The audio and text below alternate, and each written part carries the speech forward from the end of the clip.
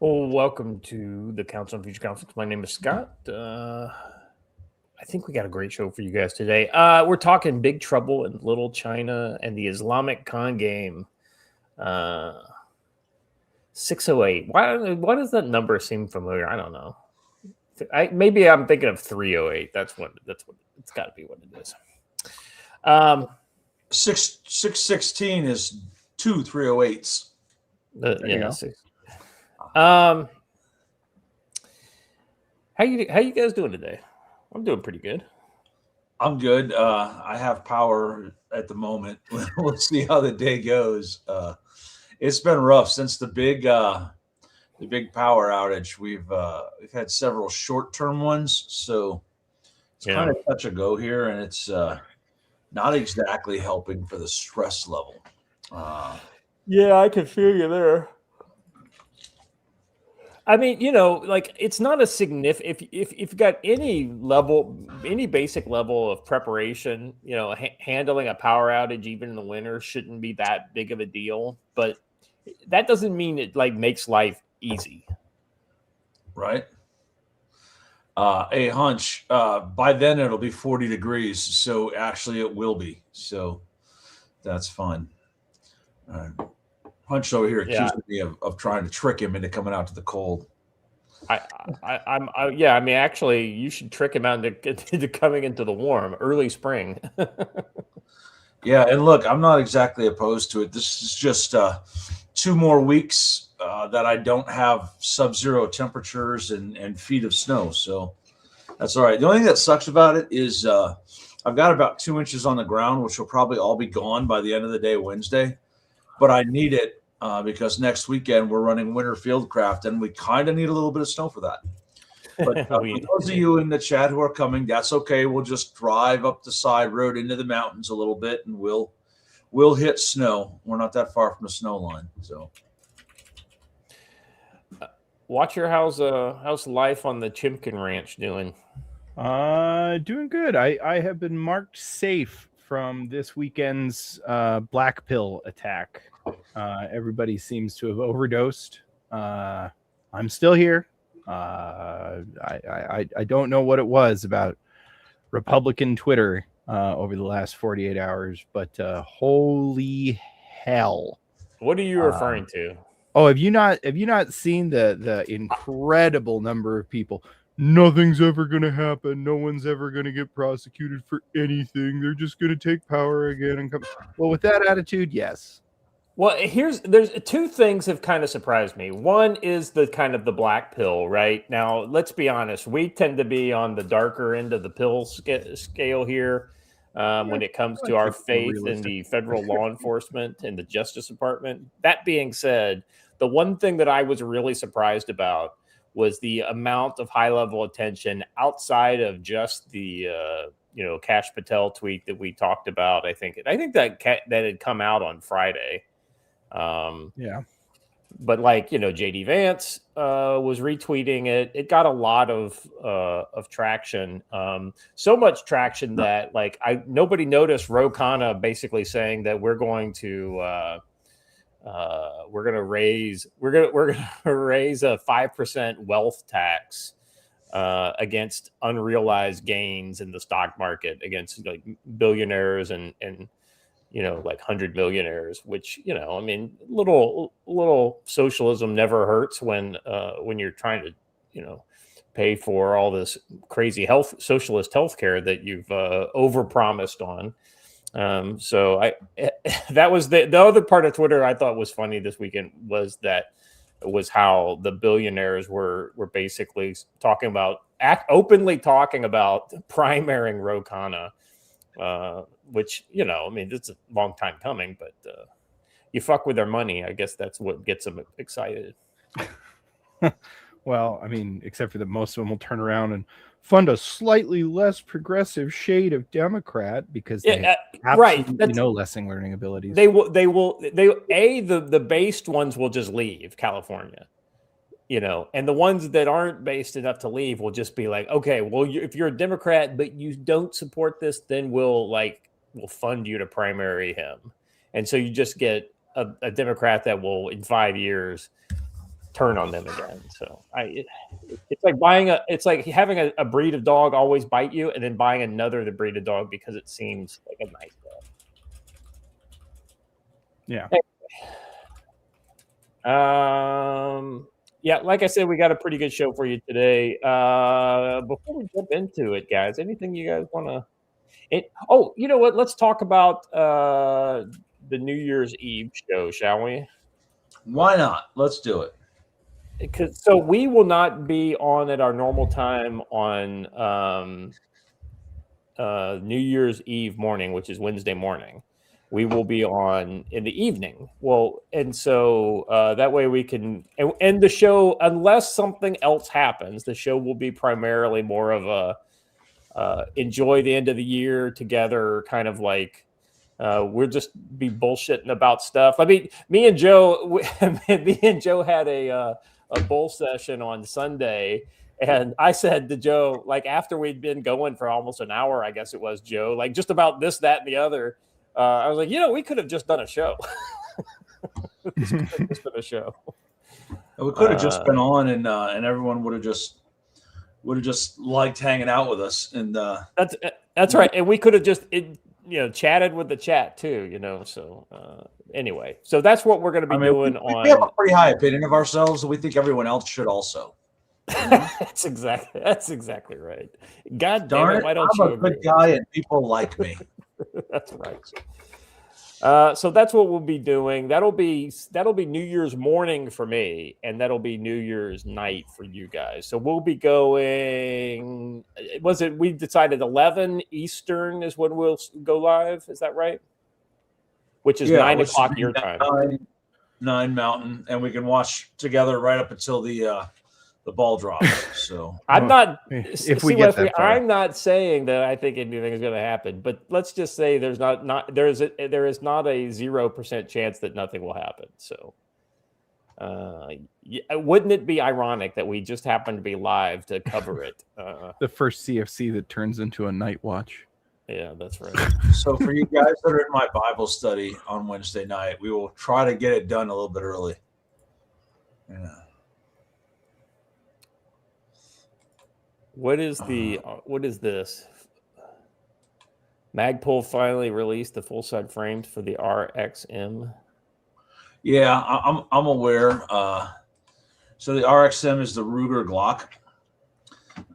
It's essentially a Glock 19. There may or may not be one just off screen right now, but I've bought another of the compact frames because I want to change the color on mine from gray to tan, but out of flat dark earth, I guess. But I haven't bought a full size one yet, but we'll see. Yeah.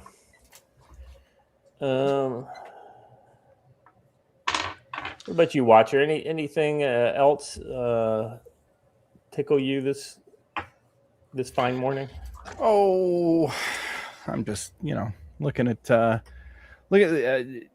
looking at genuinely potentially trying to go after some bounties on some of these Somali fraudsters. It's such low-hanging fruit. I don't know if you guys are aware of this. I can't even remember what the percentage is. You're talking about the lawsuits that can be filed on behalf of the U.S. government? Correct. 15% of whatever fraud ends up getting exposed. It's it's almost like if you had basically a lawyer version of like the letters of marque. Well, no, it already exists. I kind of want to make here's the thing. Like, yes, it'd be fun to go after him and do it. How much more fun would it be to make like a Dog the Bounty Hunter style documentary about going after him like this? Well, you know what's funny? If you could get a local lawyer to kind of team with you and maybe a researcher, and it doesn't even have to be in Minnesota because this fraud is everywhere. It is. No, that's I'm sure we'll get there during the story today, but yeah, the more people are going, hey, wait, maybe I should check my state's business registry to see if anybody has registered a daycare with a primary language of Somali. And boy, are there a lot of them. The only problem is you got to have a legal environment willing to do something about it. So far, there have been 3 cases prosecuted.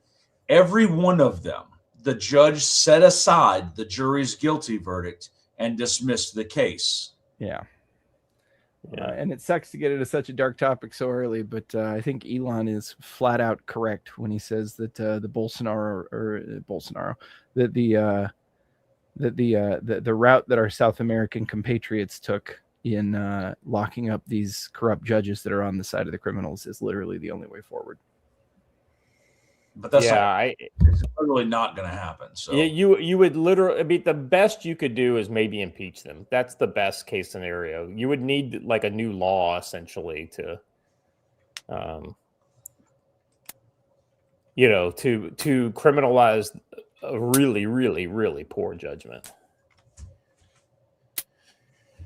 All right, let's get into the first one, shall we? Sure. All right. So the post-millennial Trump peace deal with Russia and Ukraine could be weeks away. Now, guys, this is literally, I hope this happens just because it would be such a kind of like in your face moment to, the tepid milquetoast left. They're just like, oh, he promised it day one. Well, there's a difference between a boast and like a campaign promises is I'm going to do everything I can to bring peace between Ukraine and Russia. That's the campaign promise, right? And he may even go so far as to say that I promise to bring peace between them, right? That's a specific outcome versus just like a college try. And then he said, if I were able to do it, I could do it on day one, right? I mean, that's kind of a boast, right? But it is attached to a concrete promise. If he delivers this promise, okay, yeah, if you want to criticize him for not doing it on day one, this is something that's really hard. This is not something that's easy to do especially when you take into account all the cheerleading that the EU's been doing to push Ukraine harder and harder into war with Russia. It's the interesting thing, the kind of ancillary headline that I saw was that defense manufacturing stocks plummet on news of potential peace deal. I think that this is going to drive the left absolutely insane because they don't want Donald Trump to have any wins whatsoever. That is something they've wanted. So it's going to be interesting to see how this goes. Yeah, I mean, let's be honest. I don't think this is going to happen tomorrow. But it may happen in the next month or two, and I think that is a legitimate. I think they won't do a ceasefire because let's be honest, both sides are still a little, but they may cease. Significant offensive operations on the Russian side. Now, let's be honest. There are no significant, offensive operations on the Ukrainian side. Haven't been since the big one, which fizzled. Yeah, the spring offensive that occurred late summer. Hey, I put a link in the private chat, Watcher, if you want to. I just went ahead and opened the post-millennial story, and I think let's just listen to some of these sound bites. Ukraine security guarantees. What number are we at right now? Well, I think you can say 95%, but I don't like to say percentages. I just think we're doing very well. We could be very close. There are one or two very thorny issues, very tough issues. But I think we're doing very well. We made a lot of progress today, but really we've made it over the last month. This is not a one-day process deal. This is very complicated stuff. But I think when the president says 95, I think, could be close to 95%. Yeah. The U.S. All right. So, it sounds like Zelensky's the one that led with 95% there. Okay. Yeah. And if Zelensky's willing to say that, it's probably more like 98. So. Right. Right. I guess that's my point. Is he's been the fucking the roadblock all along. Yeah. All right. Here's some. What are the thorniest issues still unresolved after the? Well, I think the land you're talking about. Some of that land has been taken. Some of that land is maybe up for grabs, but it may be taken over the next period of a number of months. And you're better off making a deal now. Look, let me tell you, they have been very brave. They fought very hard and continue to fight very hard and do tremendous damage. But Russia would like to see it end, and Ukraine would like to see it. And I think it's time to end.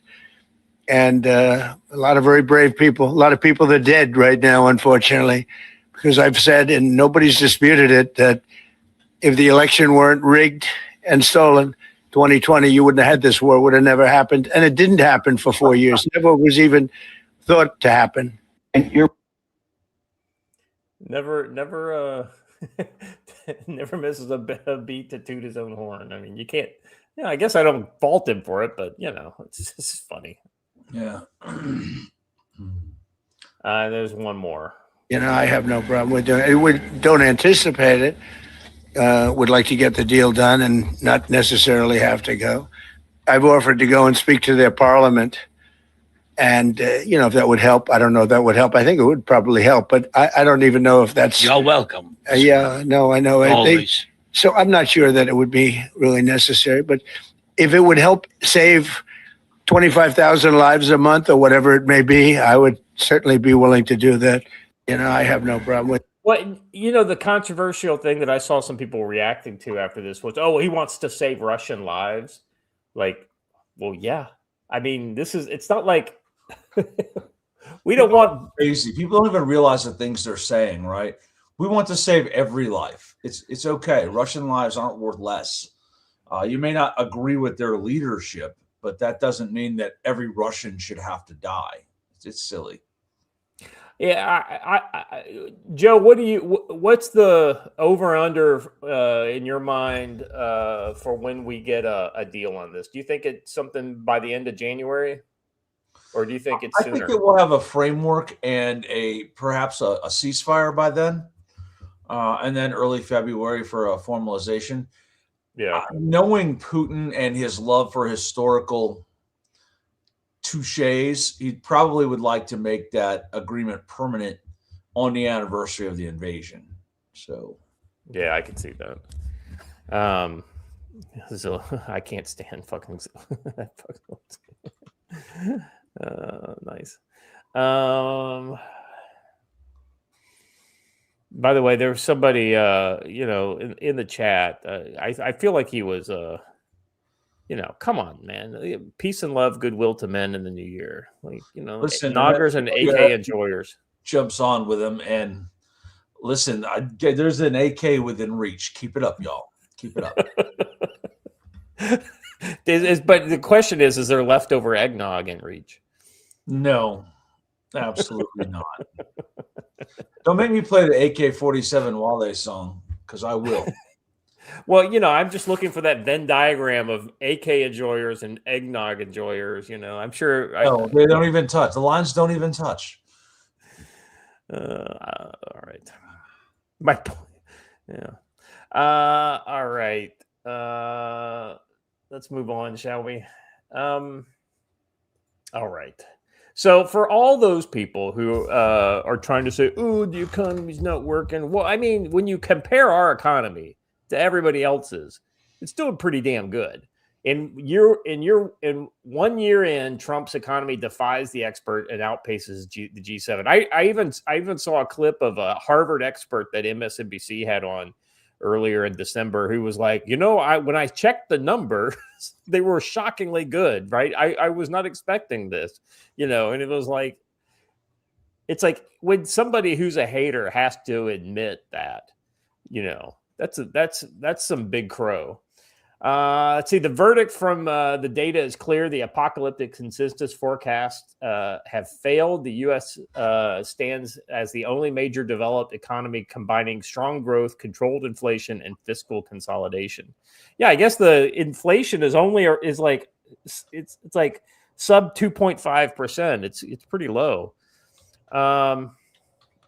Let's see, from tariff tantrum to global surprise. When Trump announced the new waves of tariffs, trade policies, much of the global consensus rushed to predict a disaster. I called it the tariff tantrum. Commenters warned of a inflation surge beyond 2021 levels, 6 to 7% of Treasury yields, collapsing investment, a recession, and global rejection of U.S. leadership in favor of supposedly more responsible European governments. 12 months later, none of those predictions has materialized. The 10-year Treasury yield has fallen to 4.1%. The United States is the only G7 economy growing robustly, while nations that intensified hyperregulation, climate restrictions, high taxes, and government spending are stuck in stagnation despite the tailwind of low oil and gas prices. The tariff tantrum never became the structural shock that critics warned of. Tariffs, though debatable, do not cause inflation because they do not add currency units to the economy. Uncontrolled public spending and monetary excess do. What's your guys' takes on this? I'm sorry, I fell asleep halfway through. No, No, you know, I'm just kidding. The economy. Sorry, go ahead. Go ahead, Washer. I was just going to say that the economy is ridiculously and surprisingly strong, and part of what they're not mentioning in this is that there's like a full almost 2 months worth of data missing from the government shutdown that isn't included in this because that the data wasn't generated. Yeah, that's actually a really good point. G-Man 1584 499 says, I saw they have eggnog whiskey. I mean, Joe, would you try a eggnog whiskey? No. I don't know. And, I might try it. No, I do. It's got the word egg and the word nog all in it at the same time. No. I mean, I already have the perfect thing, which is, bourbon and boiled custard. So I don't need eggnog whiskey. If they came up with a semen bourbon, would you drink that? Well, Same thing. Same thing. All right. Lance Corporal Veteran. I already said that I wouldn't do it because I've got my middle ground thing. So Trump's numbers economy isn't showing on the ground. Yeah. So here's the thing, right? There are a lot of little sticking points, right? There are some structural problems in the economy that need to get worked on. Things like the student loan problem is definitely sticking with us. Which, while the economy is getting bigger, those people that are kind of in the donut hole, they don't have the savings and the careers already are struggling. So those, what are we talking? Gen Z, like old Gen Z, young millennials are still kind of sucking, I think, a little bit. But professionals are doing well. Businesses are doing well. Which, well, and part of this that I also haven't seen talked about is that a lot of economists are going, wait, why is there so much more extra economic activity, but the job numbers haven't gone up significantly? That never happens. Well, AI, that's what this is. This is the increased productivity in every job sector from AI without adding or losing any jobs. That's one of the interesting points. There is this kind of apocalyptic thought process that AI will take jobs in the future, and that may be true, but thus far it hasn't taken any jobs. There are roughly 50,000 jobs in the U.S. economy that have been taken so far, and those are at present offset by jobs that have been created by things that Watcher demands.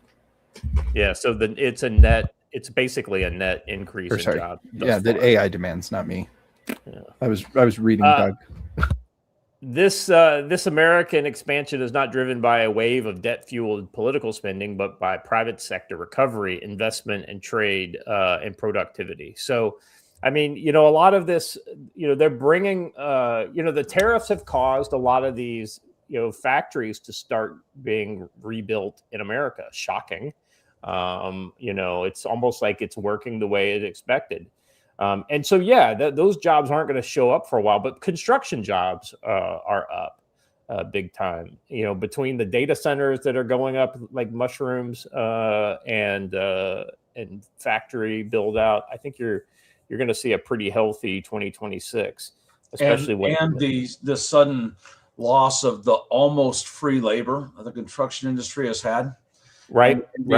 To bring in labor at actually fair wages.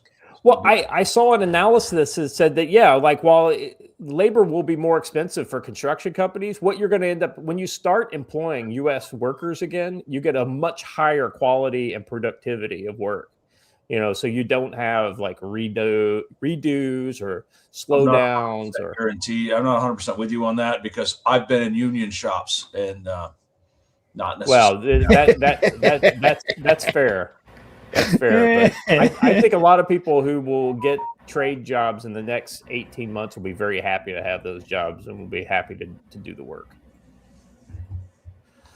Let's see. So tariffs did not cause the global inflation spike. The combination of unchecked fiscal expansion and central bank monetization did. Oh, central banks fucking things up for everybody else. Shocking. The U.S. experience in the 2025 proves this again. Practically a unique experience for humanity. Who could have possibly seen this coming? Well, it's almost like this is, I know there's a little more story here, but at the risk of putting Joe to sleep, let's go to our next story, which actually kind of goes right into some of that financial stupidity that's going on. So Joe, good news if you got some silver. Silver tops $83. When prices move like this, an awful lot of bad things become possible. The final week of the year begins with silver adding stunning months of gain, topping $83 for the first time. What was it, $76 or something like that? $79 just the other day? Yeah, I saw it as high as like 97. It's come back down, but so this means you can buy an entire set of the Tactical Wisdom books for 2 ounces of silver. Instead of 4 that you had been paying. So that is a steep discount, Joe. That's a discount, Joe. That's 50% off silver backed books. If you monetize in real currency versus fiat currency. Here's what's funny is people will talk a lot of smack about investing in metals and say, but it's just a waste of money. Or as someone very close to where I'm sitting right now keeps telling me, but it only counts if you sell it. Not really. It's still a storage of wealth. And my money invested in silver has tripled since I bought the silver. So gents, you're going to appreciate this. I've been trying to find the visual meme for it all day. It just passed through my timeline a couple days ago and I haven't seen it since. And I wanted to show it to you. So I'm just going to talk it out to you. But it basically shows a little chart right here, and it shows a woman yelling at the wife, and it says, "Your silver." And then it shows a little chart right here, and a woman hugging her husband, and it says, "Our silver." I remember talking my wife into buying silver when it was $18 an ounce, and her begrudgingly let me buy some, and so yes, it's nice to see that it's doing well. And yes, 230 Guru, it has dropped back down about 6%. That means it's still up around 20. So it's taken a little bit of a bounce, but it's still way more than it was when you bought it. And if anybody's looking for root driving factors on this, like everything you could possibly get to force silver higher has happened. You have Mexico declaring that they're not going to be mining any more of that. And they represent, I think it's between 23 and 27% of the world's permanent supply. You have massive amounts of increased industrial demand in the form of solar panels and chip fabs. And every single bit of that has silver all throughout it, and it's not like plating like you do with gold. It's a lot of silver. So the interesting thing there is, and I was just looking at some numbers on this. So the industrial pressure is always there, and it's always growing, like incrementally, right? But so then you have to decide, so that wouldn't drive this sharp influx. So I think what you're hitting on are some of what else is going on out there, right? And one of the things that this article points out, and I think this is pretty smart, is this right here. Currencies are pouring into real money in anticipation of the existing fiat currency dying. This is a whole different thing and on a much bigger scale because numbers are grossly inflated after 70 years of credit supercycle. So what we've seen so far is really just the beginning. Gold and silver have had huge runs, but they are doing it when things are more or less still normal. Precious metals are starting to soar in anticipation of something abnormal coming. Right now, this is a bigger gold than silver story because gold is the money we go to back when the national currencies fail. Silver is more of a complex story because it is also an industrial metal. There are new industries that are using more silver, and there's just not enough to satisfy the demand because it's sucking up it as the industrial, demand increases and the sound money demand vastly increases. This is how you shoot the price up from what was it, $30 earlier, something like that, guys. What was the price of silver earlier this year? It was 30-ish. Yeah, high 30s, right? And now we're 3x that. So it says here, silver is probably going to bounce around a lot in the next week. All silver is being sucked away.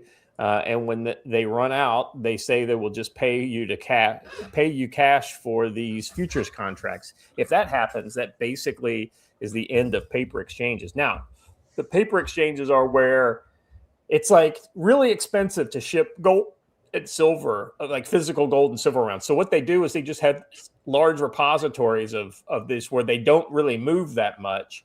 And then it's basically you get like options on that. Huh? You get like shares of it. Right. Shares of it, or you get it on paper, right? Like we hold it, but you own it, right? That's kind of how it goes. But let me just tell you all this. If you don't have it in your physical possession, you don't own squat. Oh, 175% correct, man. Anybody who's sitting on gold tokens or silver tokens, boy, do I have bad news for you. So I'm going to share another link with you. This is two things I want to bring up here on X. Hey, I recommend that if you're going to get silver coins, get ones that are actually minted by a government rather than silver rounds from a private place, because people just trust them more when they say, United Kingdom or United States Mint or Bank of Canada or like U.S. South African Krugerrands. U.S. junk silver, U.S. currency junk silver is good too because it's actual silver content coins minted pre 63. All right, so this is Senka Anselm Perea. He says, I just watched 4 billion in silver longs get vaporized in 70 minutes. 4 billion. So this is where you're going to start having silver is not just the issue, but it's actually a problem for a lot of these institutions. But it's actually artificial. Read the article. Right. Yeah, right. No, 100%. Right. CNBC is already running the bubble burst narrative. Bloomberg too, because it went from 83 to 75.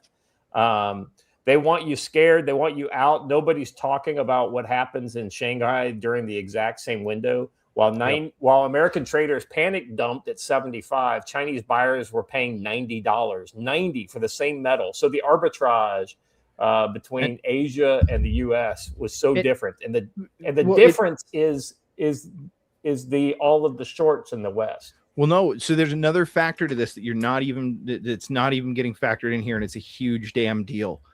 They only have until the 1st. There's a whole bunch of medium and small firms that have been doing gold trading. If they wanted to export, they only have until the 1st to do that. And here they have a large market in the West that would have made them a lot of money. They chose instead to buy.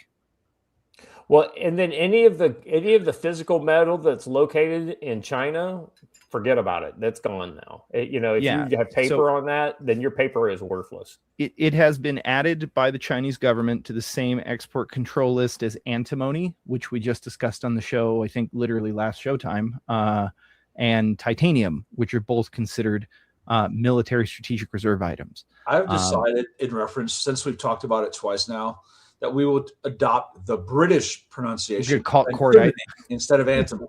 I just think so. It's like aluminum. Right? What is the British way of saying it? Antimony. Antimony, just like aluminum and aluminium.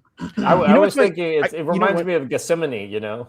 Autism triggered. You know what's my least favorite thing about all those? Soccer, aluminum, all of that. It was literally British people who came over to the US and told us to pronounce it that way, and then the rest of Britain goes, ew, the Americans are calling it that? No. We have to find a different way to pronounce it. I'm not even joking. That's not even a joke. That's why they do that. All right. Let's see. I want to finish this up here because I thought this was a really kind of good, like just a response to like what's happening. I've been in the game long enough to know that when a liquidity vacuum looks like, there are 0 bids between 83 and 76. The algos pulled everything. Price didn't fall. It teleported. This is the second. And the second it hit 75, physical demand stepped in like it was Christmas morning. Here's the part that should terrify you. China locks silver exports in 72 hours. January 1st. Export license only. They control 70% of the global supply. COMEX is down 70% on inventory. London's vaults are bleeding, and Elon Musk just tweeted, "This is not good," about the shortage. Gold silver ratio is 60-1. Historic average is 30. That's $150 silver just to normalize. Everyone's calling this 1980. It's not. The hunt were speculators playing paper games. This is industrial demand crashing into empty vaults. Solar panels don't negotiate. AI chips don't wait. Retail just handed their silver to sovereign wealth funds at 15% discount, and most you have no idea this is happening. This is that kind of news that like it sounds boring at first. Like, why do I care about this? But let's be honest, we're all going to give a shit about this in the next little bit. Particularly if that rumor that I heard is true. I heard that a bank, and that's all I will say on the air for now. Bank, and we think we know who it is, might have literally gone belly up last night. Go down to the next post underneath this one. It's certainly not a household bank in Scotland. So the rumor. So this was. When did he post this? This is on the 29th. So today. The rumors say a major bank collapsed on silver margin call at 2:47 a.m. on December 28th. I cannot verify that. What I can verify is more interesting. JP Morgan filed an 8K on December 27th, disclosing $1.875 billion in unrealized silver losses. They flipped from 200 million ounces short to 750 ounces long physical. The largest position reversal in the history of the silver market happened in the last 30 days, and nobody on the financial television said a word. The rumor claims $34 billion in emergency Fed repos. Official data shows routine operations under $7 billion. Either the data is lagged or the rumor is wrong. But here is what nobody's asking. Why did JP Morgan suddenly need to own 750 million ounces of physical silver after spending 15 years on the short side? What did they see coming that made them eat $5 billion loss just to get positioned the other way? This sounds like the kind of thing that we were hearing about in 2007, about the housing shorts that we were like, what the fuck is a collateralized debt obligation, or things like that, Honestly, this reminds me a lot more of Soros breaking the British banks. Yeah, it could be. I mean, but in this case, it's probably China that's doing it. Well, it's China and natural demand. I think it's China seeing a barrel coming and bending. Right, that's exactly right. We have the supply. We have a large physical amount, and then and there's a crunch in the West, and they've shorted everything. So we can. It's almost like a Chinese targeted hit. Well, here's the funny thing. I've long been a fan of telling the banks they can't trade assets that they don't physically hold. Correct. And that's where our banking system is a problem, right? these banks are allowed to have short or long positions on them and sell assets they never actually had physical control of. They bought them and sold them on paper. And in the end, it's muddied who actually ends up owning what, right? Yeah. But another interesting factor to this that I didn't hear covered in that is that I don't believe I might be wrong here, but if I remember correctly, JP Morgan has never gone long silver. Never. Well, yeah, not since what is it? The last 15 years they've been like actively shorting silver. So what this tells me, guys, like what's the so what to this, right? What this tells me that if I'm in the U.S. and I may even do this here in Korea, but my options aren't as good as what you guys have. God damn it! I would go. We need a metal sponsor, Scott. God damn it! I know. Tell me about it. I would go to your local coin shop, but here's the thing: like I wouldn't go to like online because all those prices are. And like that's where people go with a big credit card, right? What I would do is go to your local coin shops, your local kind of pawn shops, things like that, and buy the ounces. I would specifically, like Joe suggested, I would look for anything that was minted by a U.S. government or any other government. For other governments, but yes. Well, no, I'm saying because there's always a premium on the U.S., like what is it, the Eagles, right, and things like that. But what I was thinking of with U.S. is the junk silver, right? The pre-63 stuff, which is usually fairly easy to find at coin shops and things like that. I get what you're saying, and I think that stuff has its place. But honestly, in this current investment run, I would stick to 3.9s fine because that's what they want for industrial usage, and that's what the need is driving. You have to do a lot of refining to get junk silver up to 3.9s.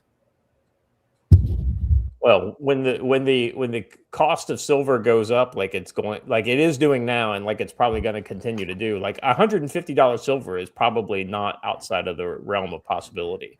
No, you're entirely. Go ahead. Grab an actual minted 1 ounce coin. It is the best way to do it. Yep. 100%. And it's something you can tie a value to. So somebody asked me, well, how do you use that like in a post-apocalyptic thing? Well, everyone knows right now that silver's around $75. So that's about a tank of gas. That's, you know what I mean? You learn what the physical exchange of that medium is. And with a 1 ounce silver coin, it's very easy to start with rather than 25-cent US coins. What's the silver worth in that? And all that. That's way harder to figure out than just a 1 ounce or a ½ ounce coin. Yeah. Yep. I guess my thoughts are, and your guys' mileage may be different than mine, but it's always been hard to find non-graded, like non-collectible, like non-numismatic silver. Like every time I see silver, silver dollars or, the silver ounce coins, right? They're generally like in some kind of protective thing with some sort of premium on top of them. Whereas the junk silver is not if you go closer. To like our friends at Mountain Pass Safe and Coin. There we go. You just buy it right over the counter. Yeah. You may have options to get stuff that like here in Korea, like literally silver bars are like all you can get. Oh man, I should have had this ready for the end of this segment, but we're advising all of our customers to invest in canned food and shotguns. Rowan Court, you can still buy silver bullets. They're kind of a novelty thing now. So, but they do sell them. Big Werewolf is behind this silver push. Make it expensive to make it into bullets. Burnt Gold would sponsor just about anyone. Yeah, but we want somebody decent, Yeah, there's a lot of scammers out there. What was it? Bless you. I guess Tucker Carlson's previous gold sponsors were so scammy he created his own his own gold supply company. I think you could buy some like brush beater gold or something like that. Ooh. If only we had brush beater gold. I'm just saying. Hey, Matt, where is the brush beater gold sales? I want to see some brush beater silver-backed notes. That'd be like a calendar series where it's Matt posed on the cover. Really cool one right here. Yeah. But like Matt, kitted up, but like in silkies, post Yeah. up on the. I told a guy once who sent me a bunch of he sent me some Britannias, but they had Charles on them, right? So I sent him an email back. I'm like, oh, hey, man, at Tactical Wisdom, we don't recognize Charles as king, so we don't accept Britannias with his face on them. Queen Elizabeth only. This guy was like, oh, man, are you serious? I'm like, no, I'm just kidding. It's fine. But also, I'm not kidding. Don't send me Britannias with Charles on them. Krugerrands are best. Krugerrands, please. Yeah. Now with a picture of an actual silverback gorilla. Joe, yes. have you noticed, despite the fact that they hate everything old South Africa stood for, they have not changed the Krugerrands at all. No. They just change the date and keep on plugging away, and because they know those things. If they made a significant change, like put like Nelson Mandela on the Krugerrands, and whatever, half their market would just go away because of that. Yeah, absolutely. They would be gone. I would buy Canadian Maple Leafs before I'd buy a Nelson Mandela coin. Yeah. And I'll tell you what, I like having Krugerrands because it gives me that 80s Lethal Weapon spy versus spy feeling, right? I'm dealing in Krugerrands over here. So, and Goldbecks are still a thing. I am Uncle Bob. I have a bunch. We accept them here for classes or books or whatever. Absolutely. Silverbacks are like $9 right now. Let me double check that. I bought all of mine at $3 and something, and it's $8.95 today for a Goldback. Check this out. I don't know that I would post a video like this, but definitely this market is doing crazy things to certain people who are in a like an "I told you so" mindset. Check out that Wall Street Mav post I just put in the private chat watch here. Oh, taking the only silver bullets I can afford are made by Coors.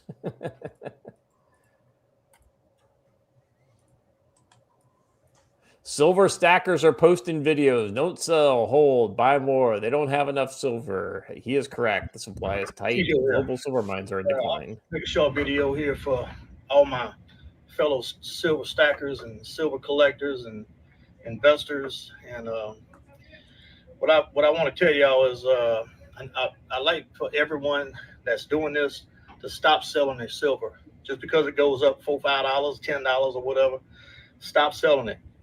It ain't hit the top yet. It's going to go a lot higher. I don't take financial advice from men who can't put on a real shirt. Boy, and fair. The stack I mean, he's got an impressive. See, they know me got into what I got into. His collection is impressive. The problem is he has now shown his face, and everybody knows where it is, and there are literally people figuring out, okay, also, how do I get to his house? It appears to be sitting in a motorhome. I would say house. This is an RV. That's a slide. Well, that's even more.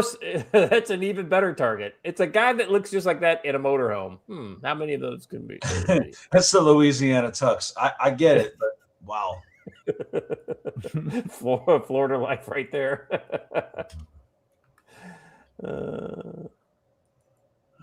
All right. I'm just saying, OPSEC is a thing. Homie, I'll just move my house tonight. One of the best lines of Christmas Vacation is when the little girl says, "Your house is in the same place every night." It's a motorhome, but we never go anywhere. All right. All right. One more for the bonus. If there weren't a lot of other things happening that we're waiting for the other shoe to fall on, Trump awaits Netanyahu's war pitch. Iranian president says Israel, U.S. already waging full-scale war. Well, it couldn't have anything to do with the fact that you were going balls to the wall preparing to strike Israel again. It couldn't have anything to do with that, could it? I don't know. I don't know why we're actually going to fight Iran again. It just seems like every time someone wants to change the subject internationally, we're always like, "Hey, Iran's a good Iran," right? Trump's like, "Hey, listen, Israel, we've got this whole Venezuela thing on tap, so you need to chill out with the with the war drums over there.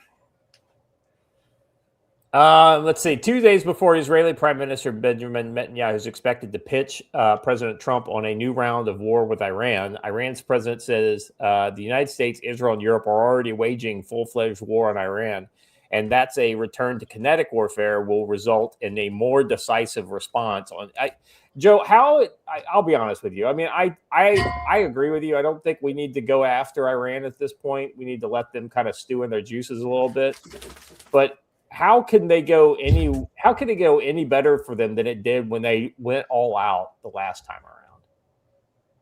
I mean, it's a declining proposition for Iran. It's just a quagmire for us. Yeah, I don't really understand what the benefit is to anyone in continuing to strike Iran. If you leave Iran alone for a while, it'll topple on its own. Quite honestly. Yeah. Well, that's the other part of it too, right? I'm seeing some videos, I guess, are leaking out onto X of unrest in Tehran.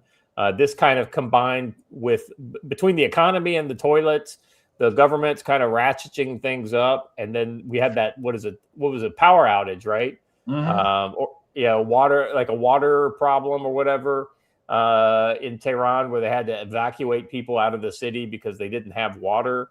It's tough. I mean, internally. So I feel like this is the house of cards ready to fall on its own. Let's see. The war quote that's making headlines came in the midst of a discussion on Iran's attempt to make the most of the finite energy resources, and immediately followed. Let's see. This guy is the Iranian president, right? Yeah. Listing many of the small ways that he personally economizes with state resources, from ordering radiators to be turned off in offices he seldom used, to shutting down a heated swimming pool that was dedicated for his own use. Then he pivoted, putting Iran's struggles in the context. Oh, he turned off his heated pool, Joe. What a surprise. A heated pool in Tehran. Well, that's probably necessary. It does get cold there. It does get cold there. Let's see. He putting Iran's struggles in context of the Israeli Western efforts to weaken the country from economic sanctions to attempting to foster internal discontent. I mean, let's be honest. Israel, I can understand Israel wanting to foster internal dissent in Iran because Iran has literally been trying to destroy Israel since, 1979? It's literally in Iran's constitution to destroy Israel. So... yeah. He goes on to say, in my opinion, we are in a full-fledged war with America, Israel, and Europe, and they do not want our country to stand on its feet. This war is worse than Iraq's war against us. If one understands it well, this war is far more complex and difficult than that war. In the war with Iraq, the situation was clear. They fired missiles, and I also knew where to be hit. Here, they are besieging us from every aspect. They are putting us in a difficult constraint, creating problems in terms of livelihood, culturally, politically, and security-wise, while raising society's expectation. On one side, they block our sales, our exchanges, our trade, and on the other side, expectations in society have risen. Consequently, we must all help with all our might to fix the country. It's almost like. It's like we're almost there. We've almost constricted them into nothingness, but we just need a little bit of a nudge. It's interesting, though, that he invokes the Iraq War, because to them that was an existential war, and they went to mass lengths and mass sacrifice to try and win that, which ultimately they did not. Kind of ended up as a push, right? Neither side actually imposed a will upon the other. And it took U.S. intervention really to stop it, even though we claimed we were protecting a neutral third party. It took the one-day U.S. naval war against Iran to bring an end to the Iran-Iraq war. So, that's one of those wars that it was a full-scale, like, conventional war that most people are just unaware of. What was it? What were the years on that? Like mid-'80s, right? 87, 88. Yeah. So, Operation Praying Mantis. Heavy use of chemical weapons. You mean the Iran-Iraq war? That was 80 to 88. 80 to 88. Yeah, it was a long war. Yeah. Mm-hmm. It was a lot of gas, and a lot of churning the same ground, right? Fighting over the same village. It was Right. like Avdiivka on steroids. So. Yeah, that's exactly right. Basically, you had a no man's land that was between the two countries. Yeah, and we supplied a lot of equipment to Iraq during that time. We did. Which how we put Saddam Hussein in power. Fight the Iranians. Let's see. While mutual deterrence keeps pace amongst the rival nations, Israel has no interest in allowing that post 12-day war status quo to continue, says the Quincey Institute's Charida Parsi. In the case of Iran, only 9 days. Israel wanted a ceasefire and kept to it. The key reason for that is that Iranian missiles inflict significant damage on the Israelis. That's now the outcome of the war. Instead of Israel succeeding in subjugating Iran under its domination, as it did Lebanon, we now have a situation of mutual deterrence that is unacceptable to Netanyahu. It is unacceptable for his legacy. And as a result, the likelihood of Israel trying to attack Iran again is very high. That this on top of his agenda as he's coming to Florida. I agree with this analysis. I think there seems to be a little bit of an anti-Netanyahu flavor to it. I agree with it, except for the anti-Netanyahu part. I mean, I don't particularly like Netanyahu, but I am not against him. So I think I agree with you, Joe. I think that the best bet for all of us on the West is just to let Iran kind of fall into itself. Let Iran handle itself. It's not self-sustaining. Without an external enemy to rally their people behind, the people are like, hey, you know who I think our real enemies are? I think it's the Ayatollah. And we give them freely an enemy to rally around every time we do this. So yeah, and us or Israel attacking Iran gives the Iranian government space to breathe. All right, Joe, let's talk a little bit about tacticalwisdom.com. Okay. If you haven't read it, there is an article that I put up last week. That's actually pretty darn good. Yeah, good one. So lessons learned from the Montana wind event. You know, we always like to talk about preparedness like we're talking about one big giant event. Well, it could be a small event that you have to be prepared for. Never prepare for one big giant thing. If you say, look, I'm preparing for a Chinese invasion, so I got 10,000 rounds of ammo. Well, when the power goes out, then you end up with literally no resources. So you have to prepare for the effects of things, which are generally no power, no food, no gas, and people behaving badly. Yeah. So the article goes into some of the specific lessons learned from that. And there's a photo right there of some rather massive damage along Highway 83 that I live on. And it was in really, really, really bad shape. So some lessons learned from how to survive a long-term power outage. It was 5.5 days, which is probably the longest one we've had since I've been here. We had a 4-day one when we had the camp full of people. And we were teaching a class last year, and I was like, look, we're doing this one under real world conditions. We have no power. You got to manage your radio batteries and all that kind of stuff and do it. But just check it out, learn a little bit about it. We also have our schedule posted there for what classes we have. Next weekend, we have winter fieldcraft. We're going to get out and learn a little bit about movement and campsite selection and setting up camp in the wintertime, taking those fieldcraft skills and applying them in the winter. How to move and how to maybe cover our tracks and how to set up OPs and things like that in the snow. So good time for that. There's some classes that are happening at the camp that aren't on my calendar, but I'm gonna pimp them anyway because we love Kay. The 15th and 16th of January, Kay is doing his outstanding ground rod class here, where you learn about securing your phone, your computers, your communications, and all of that from prying eyes digitally. So it's a great class, digital tradecraft. That's on the 15th to 16th of January. Then on the 17th and 18th, he's going to do Gunfight Concepts pistol here at our brand new pistol range. And we're going to run some lanes. I've got a guy working on working on a VTAC barricade for that. It's going to be a really cool class, good stuff. Then the weekend after that, we're back to combatives, where you can learn self-defense, unarmed, ground fighting, stick fighting, knife fighting, and unarmed or cold firearms combatives, including bayoneting. So that'll be a fun and great weekend. And if you ever take the combatives class, you can get you can come back for free anytime we have it, just because I want you to come and get the reps in and practice that material. And then the week after that, we're back to winter survival again. And I haven't built my schedule beyond that because we're still trying to come to an accommodation about my February. So it's a long story.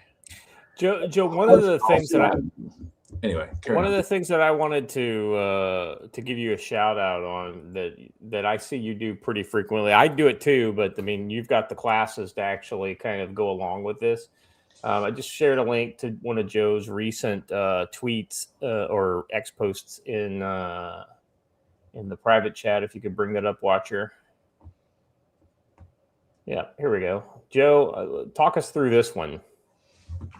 Oh, yeah. So here's the funny thing. Right here is the Communist Party of Florida getting out and doing a survival class out in the jungles of the Everglades.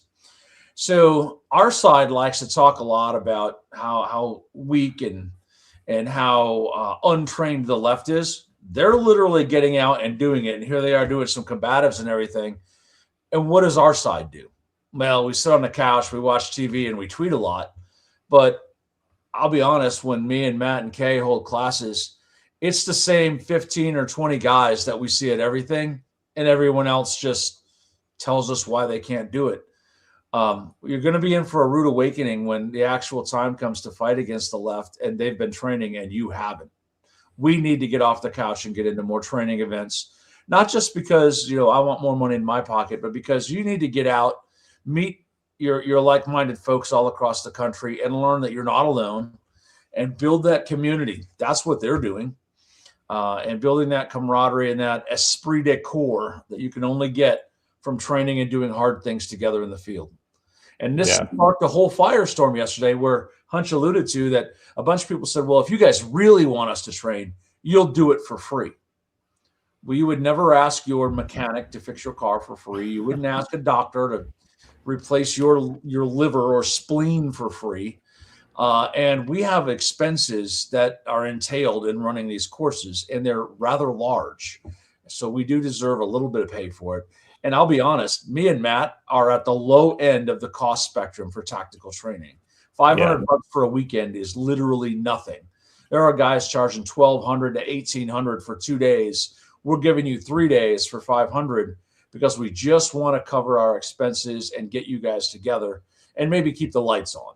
So, well, look, hold on before we move on. You want free training? You want free training? I'll give you some free training ideas. Put your shit on and go do it by yourself. Yeah, go for a ruck. Go do some things. But if you want the actual feedback from a live instructor and you want working as a team with other people, you got to come to class. Yeah, I mean, so one of the you can get out there and just kind of if you buy Joe's books, there's a lot of the information you need are in those books, and you could get out there on the weekend and go do those things, right? And that would be very good for you to do. And I know a lot of you are budget constrained and you've got local access. So yeah, I would recommend doing that. That being said, what Joe just said, the meeting people, doing it as part of a team, right? Like learning, there are certain skills you can't do by yourself that you need 3 people to do, right? To be effective, or you need a whole fire team of guys to do, right? So if you do those things together, then you're learning how to be part of a team. And then you're also meeting the people, right? If you don't know people, then this is a great way, $500 is nothing to meet guys who would be more than happy to help you out as you need, especially if you're not a douche, right? Yeah.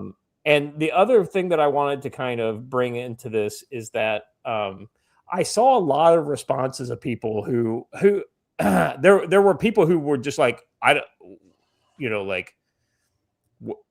how do I do this? Yeah, what's available? You know what I mean? So there are a lot of open-minded people who are ready to go. They just, I think, it's like what we talked about, Joe. I think people haven't realized the need, and B, some are just kind of clueless on where to find this stuff, and that's one of the things that whole thread, as acrimonious as it got, generated emails and phone calls and texts from people who were like, "Hey, man, I didn't even know this. How do I get there? What's the nearest airport? Right. Exactly. Where do I find your classes?" And that's actually a good thing. And as Rowan points out, you want it for free? Recruitment offices are open Monday through Friday, 8 to 5. I was going to say, you can get, in fact, that's better than free. You can get paid, right? Paid and 3 hots and a cop, baby. Hey, so here's the other thing too, right? The one thing that I would say when it comes to, okay, you don't have money, I bet if you reach out to Joe and you say, "Hey, listen, how do I do something in trade?" Right? Either you have something. You have something at your house that's valuable that Joe could use, and so you actually trade an item, or it's like, "Hey, can I come out and work at the camp for a couple days to help you with chores, and then do the class because I can't afford to get out there and pay for it?" If I bet those deals with all kinds of people. Let's ask Punch. We accept rifles as payment. We will come up with a way. If you say, "Hey, look, I can't make it, but I really need to be there." Look, man, we'll make it happen, and then we'll tell everyone else, "Hey, man, so-and-so couldn't make it. We brought him in here for free." And guess what will happen? The other guys will cover that cost for us without us even asking. Or we also have set up from time to time a send a kid to camp fund. Hey, we've got this guy. We're not going to mention him by name who wants to come to training, and we want him to be here. We've already told him to come, but this is the cost of his training. And people donate the money for that person to come. We'll find a way to get you in here. I don't accept Funko Pops. I do take Zeneco furniture. I'm just saying. So hey, Earl Corgi brings up a very good point here, which is, hey, do you want to see people completely devalue something? Give it to them for free. Absolutely. I've ran classes for free before, and guess what? No one shows up because if you don't put a value on it, they don't either. Or you get it full of people who are just absolute garbage who are going to argue with you all day long, and you're wasting your breath on something. Be Prepared says he paid in a Bucky's canopy. Be Prepared did get a discount on a class because he picked up a Bucky's canopy for me. So absolutely. I'm mutually assured. I want to say before we move on, explicitly yes. Yes, I do take silver for classes. 100%. Silver and gold backs. As and you will probably get a cash discount on silver, right? Like he would probably do less than $500 face value. 100%. You will get a discount on silver and gold. And Hunch will tell you this: he needed some night vision and a class one day, and he goes, "I got a carload of guns, and I need some night vision and a class." And me and Matt were like, "Let's see what you got." So yeah, there will always work something out. And for those who said, "Hey, Haley got smacked down," listen, I've talked to her since then. She's a good girl. She just didn't understand our business model, and so she said some things that were out from a place of misunderstanding. Not really that she was acting in bad faith, but it's okay. She learned something last night. It took her a hard lesson, but she learned something last night. So, all right. So yeah, there are ways to get training. Like Random PNW did. That's right. I remember that. They crowdfunded one guy to come here and do Matt's RTO and advanced RTO. I mean, you can do that too. And then he's a trainer, right? Send one of your guys, and he brings back the info and teaches them. I'm relatively well informed that Joe will do 3 5.56 or 3 rounds per dollar in trade as well. So. You know, that's funny. I've got some Canadian guy's ammo over here in this safe because he bought it all. And it was like, well, now I can't take it back across the border. I'm like, okay, so you have a class in the bank. I'll throw it in my safe. Cool. Yeah. All right. Let's get on. I've got a brush beater ad today. Let's tonight we're zeroing in on the powder keg tensions around Taiwan, with the CCP circling like sharks, and the ongoing Muslim con game and threat pressing into the U.S. from within and without. From straight standoffs to domestic deceptions, there are threats. The threats are dual front. Enter our sponsor, Brush Beater Store, led by NC Scout, aka Matt. with Kyber Optics, hopefully Kyber Silver and Kyber Gold to come soon. But that's just my. Oh, hold up. I'm sorry. You said it and you triggered the autism because if it's going to be Kyber Silver, it has to come stamped with like 1,000 different gun manufacturer stamps, and none of them make any sense. That's how that has to happen. Either that or it comes with an Afghan man on one side and a goat on the other side. Afghan boy on one side or a goat on the other. If you know, you know. Yes, the two. All right, enough of that degeneracy. All right, with Kyber Optics to give you unwavering clarity in a world of cross-straight shadows and internal sleights of hand.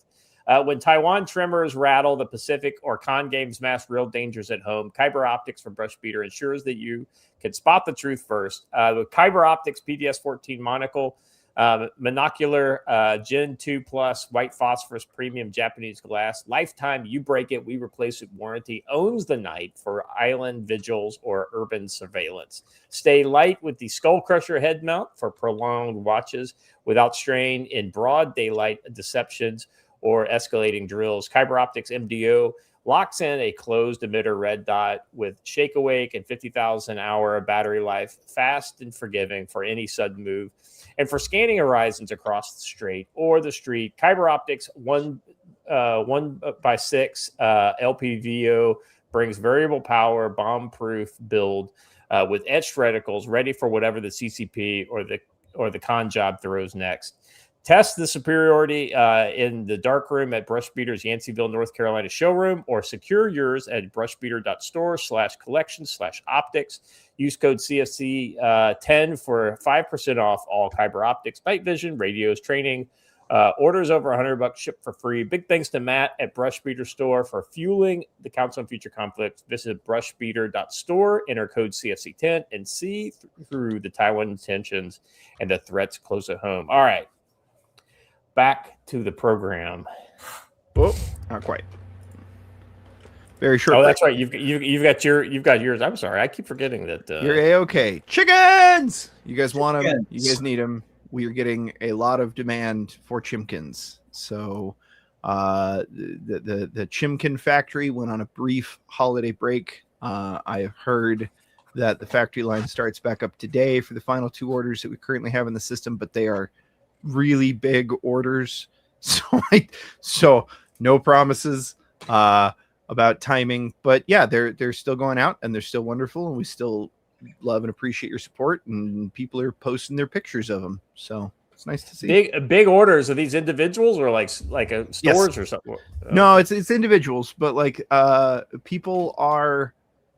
I have had worrying reports that people are deciding to get a full set over time, and they've made pretty substantial first purchases, like 5 to 7 at a time.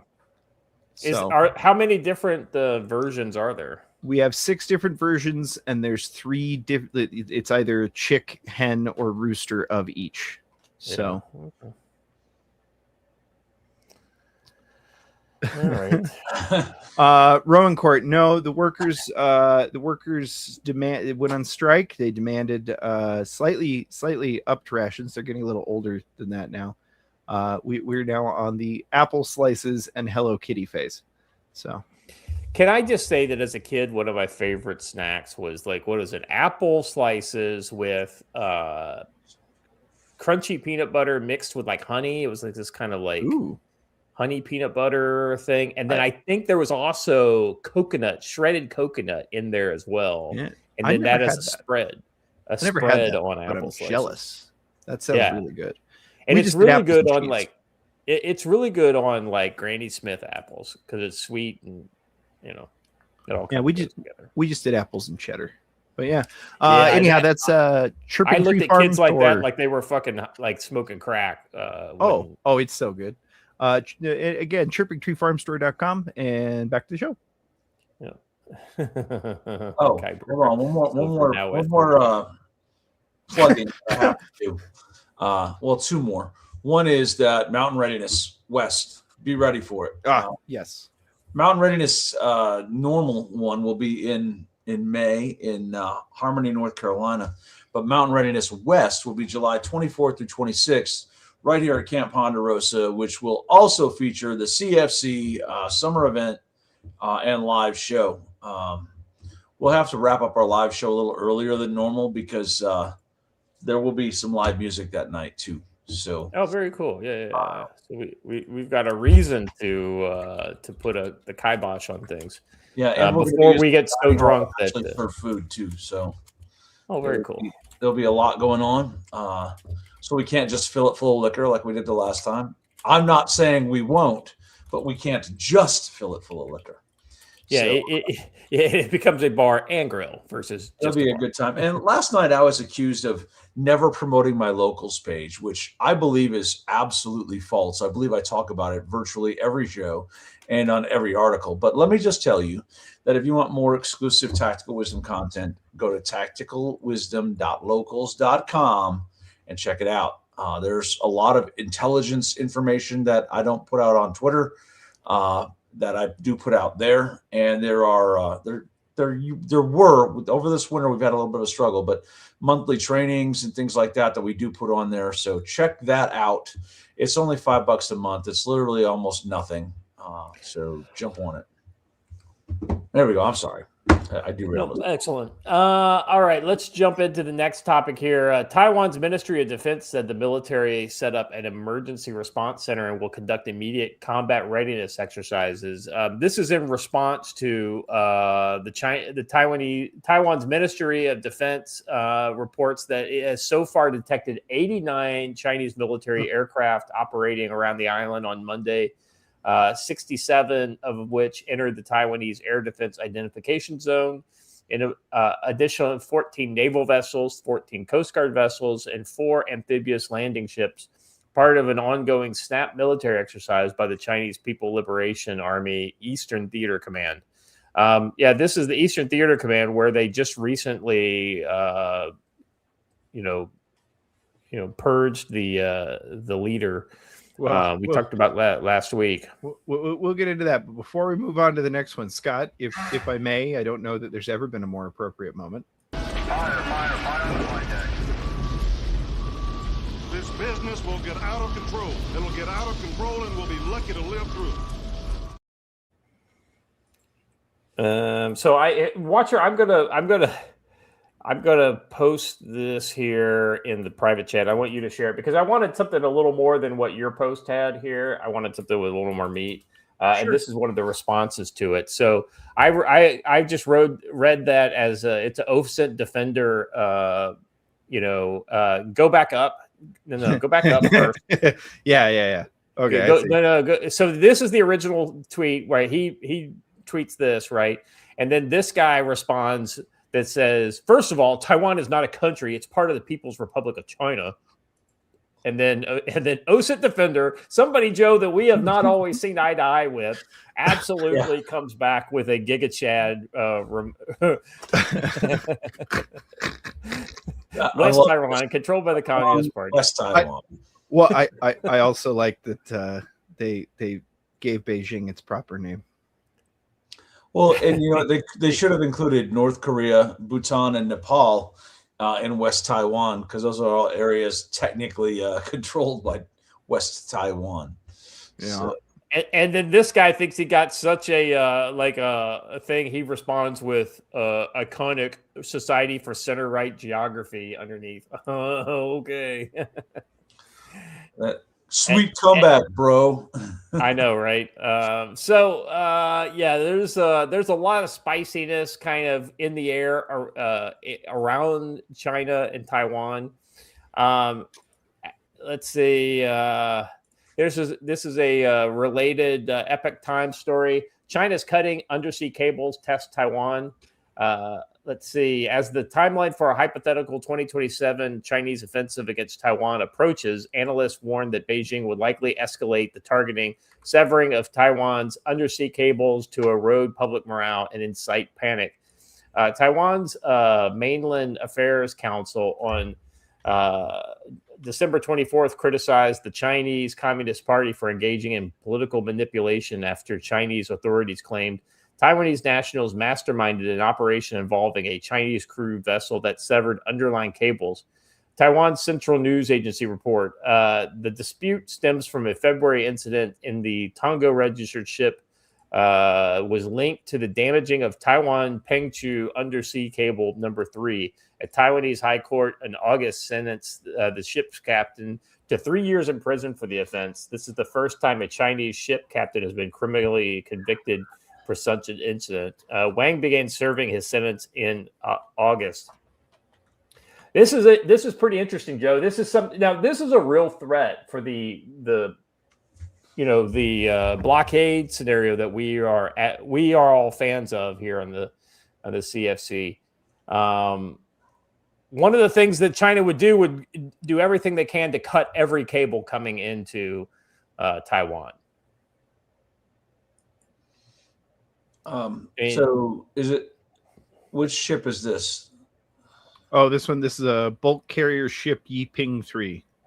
Oh, that's in Denmark, though. Yeah, they're just showing off a Chinese ship. That's all they're doing. So, sorry, guys, this article's acting really weird. I can only scroll for the first 2 seconds after I refresh the page. I got you. It's epic times. It's just kind of how they roll.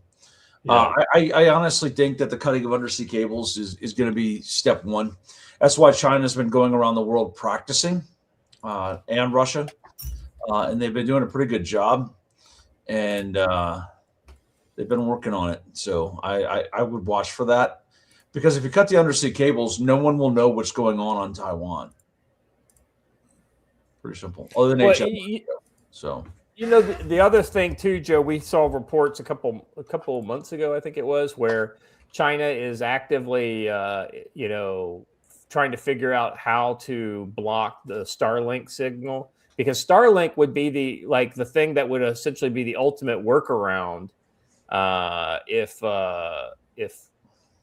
they started cutting cables. It's like, oh, we still have Starlink, right? But they're going to have a bugger of a time doing that without a flyover. Well, so Starlink is very easy to jam. It's in the 400 megahertz band. It's not that hard to jam. Well, right, but from 100 miles away. Yeah. So the Chinese paper that was released basically said that they would need on the order of like 2,000 drones up in the air around surrounding Taiwan, which China could do. So this is not undoable for China. And then those would have to all be jamming kind of in concert with each other, because the problem is not the frequency. The problem is the saturation of a whole, like a broad area, because you don't know where the frequency is coming from, right? Because it's multiple satellites. It's constantly changing sources. There's that, and if you jam at ranges of 400 to 1,000 miles already, it's really not that complex. I don't have to get the whole thing blanketed. I just have to put a wall of noise over that country. Right, and that's what I'm saying. Like China said, to do that, you would need to put like all these drones up. So, and like I said, that's largely because Taiwan is a very mountainous country. So if you were shooting it from the mainland on the far side, they should theoretically be fine. Yeah. So anyway, Mr. K, that's negative. Jamming is directional. It can be omnidirectional, but most airborne jamming is directional. They would not be jamming themselves. Because particularly airborne, because omni needs way more power than directional. Yeah. And I think that's what they would do. Like they basically have a lot of drones with a lot of directional emitters that only jam at a specific arc. I know we think drones are the answer to everything, but China has probably 200 electronic warfare aircraft. They don't need drones. They can just do it with aircraft, right? Sure, it'd be cheaper. Still have the EA-18B, right? Well, true, but it'd be a lot cheaper to not have manpower up in that doing that and not spending JPA. China doesn't care about cheap. I know we think drones are the answer to everything. They're not going to use drones. They're going to use aircraft. It's just doctrine. It's our doctrine too. We don't use drones for jamming. We use aircraft. That's why we have squadrons of EA-18Bs. Yeah, I mean, it's one of those kind of things where you could only, just because they say they're going to use drones to do something doesn't mean they will use drones to do them. But Correct. No, that was just what the research paper proposed. Yeah. right, yeah. That's just what the stuff that came out in the open. They called it the electromagnetic shield.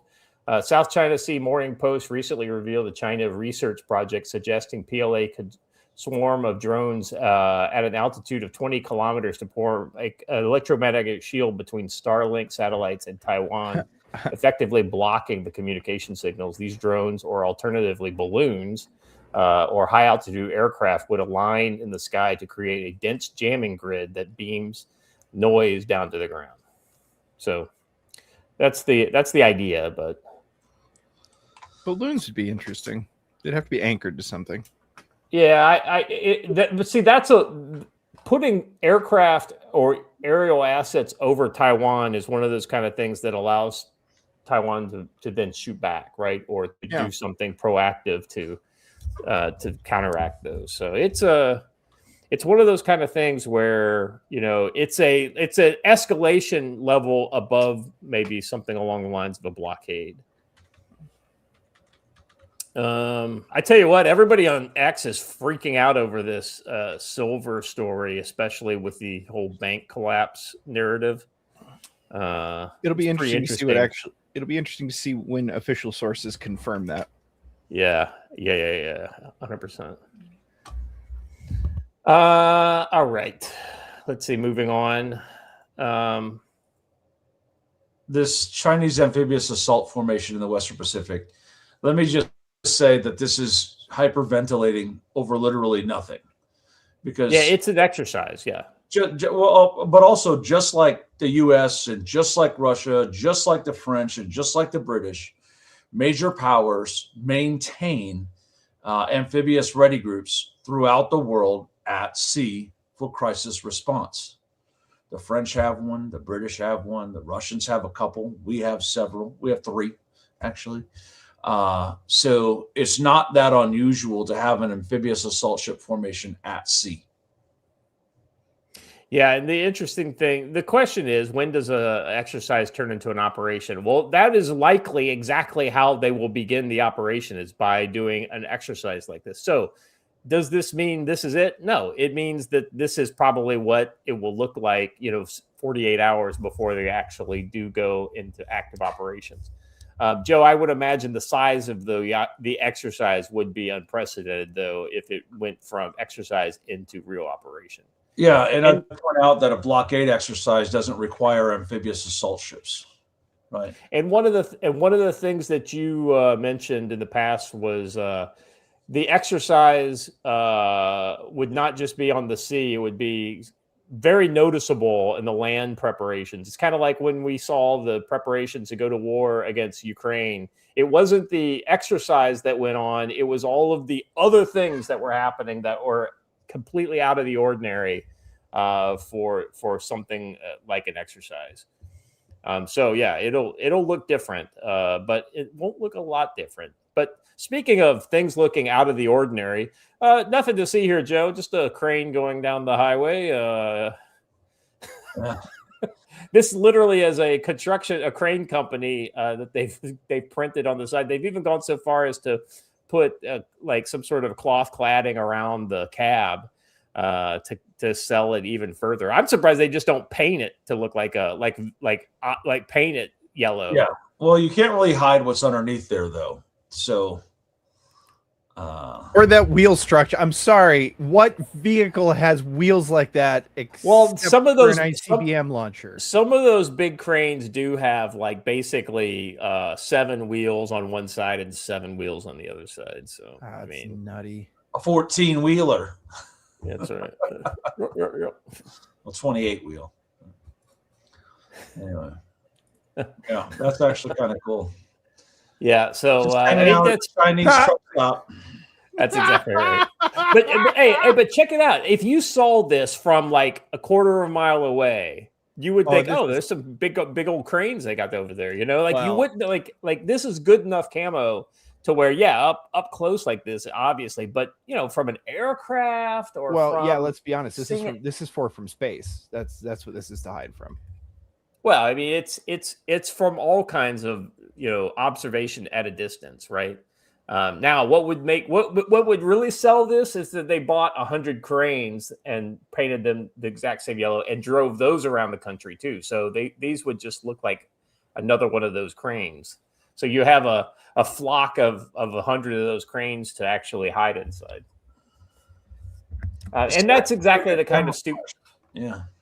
Yeah, I thought you would dig that, Joey. This reminds me of some of the old Soviet Mastroika kind of things, Mm-hmm. I wonder if they have Indian truck drivers at their truck stops too. Somehow I doubt it. Let's see. All right. This is the Economic Times. 3 high-ranking Chinese military officials expelled for corruption again. So this is not the story we reported on like 2 weeks ago. This is today. It's the Air Force yesterday. Now. Yeah. Chinese parliament has expelled 3 high-ranking military officials in the latest crackdown against corruption. The Standing Committee of the National People's Congress on Saturday expelled Wang. I'm not going to say all these names. Ahead of the Central Military Commission's Political Legal Affairs Committee. His political commissar and the PLAs are the PAPs, the People Arms Police, and Wang Ping, director of the CMC's training department. All 3 remain full members of the Central Committee, the ruling Communist Party of China's top decision-making body. The Hong Kong-based South China Morning Post said on Sunday, the announcement confirmed speculation about the fate of the generals. The men have been missing from key events in recent months, including a celebration in late July of the anniversary of the PLA and the party's 4th plenum in October, the Post reported. Yeah, they were at their re-education camp being raked over the coals. It's the old struggle session, Well, the People's Armed Police one is one that's most interesting to me because for those of us who remember the true series of events in Tiananmen Square, the People's Armed Police fought a brief engagement with the People's Liberation Army that next day. And by brief, I mean 9 hours, not like 30 minutes, right? They fought them downtown near Tiananmen Square after the massacre. So that one's the most interesting to me. Yeah, if I remember correctly, that was over the police basically saying, "Oh, well, what you did was illegal. We're going to come arrest you guys." And Yes. the PLA said, "No, the fuck you aren't, because we were just following orders." Yes, we are. Police officers was later killed at some point. Yeah. Let's see. Yeah, because you can't have evidence to something along those lines. The CMC, the overall high command of the Chinese military, is headed by President Xi Jinping. The Standing Committee also revoked the membership of He Hongjun, a former senior official at the PLA's political work department. He was expelled from the party in October on charges of corruption. Wang Renhua, 63, who was expelled from parliament, was promoted to the post of admiral by Xi last year and put in charge of the military courts, procurates, and prisons.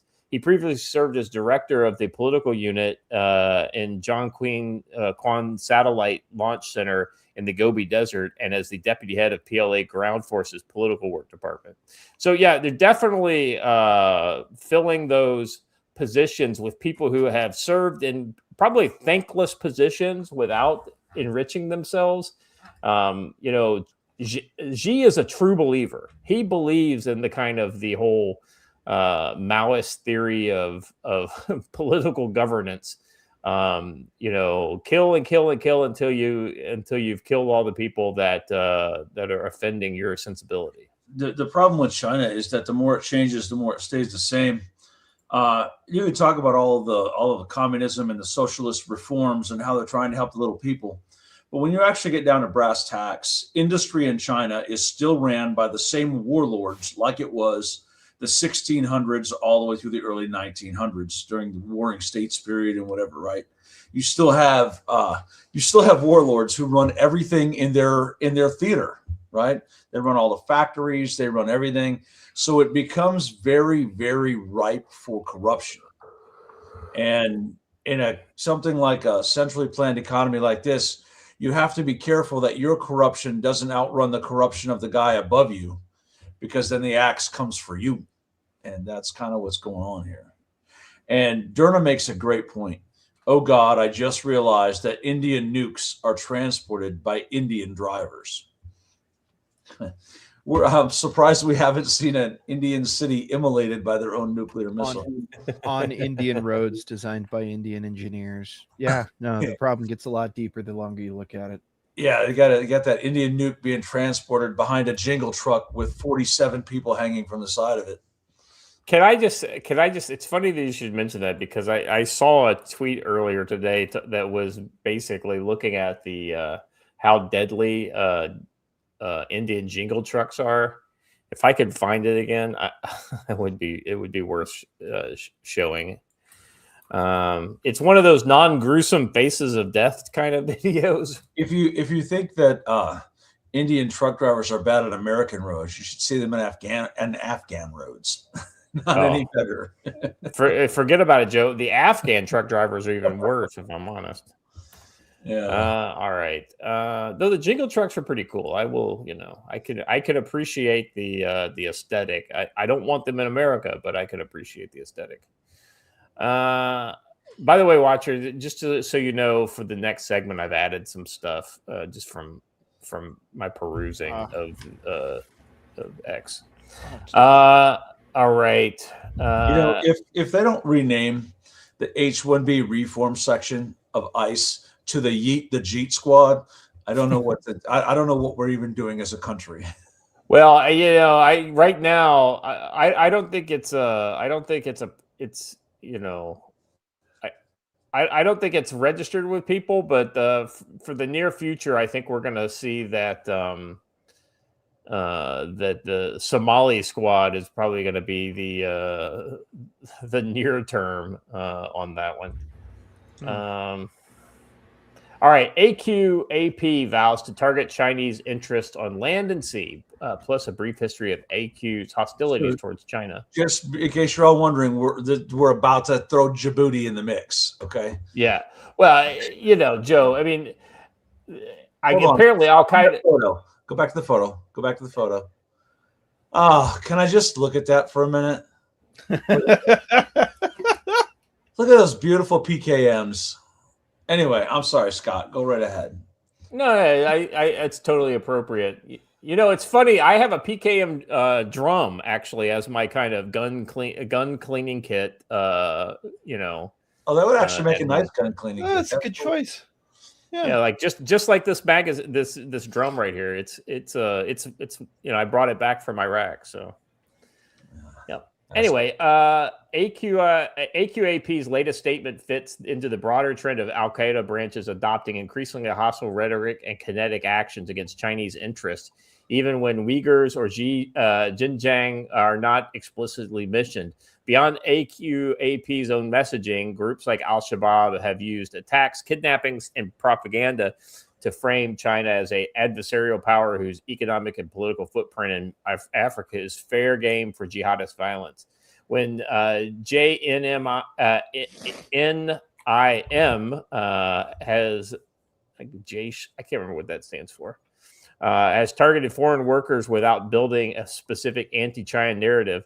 As China rises as a great power rival to the United States and deepens its influence in Muslim-majority nations, militant focus on Beijing is likely to intensify.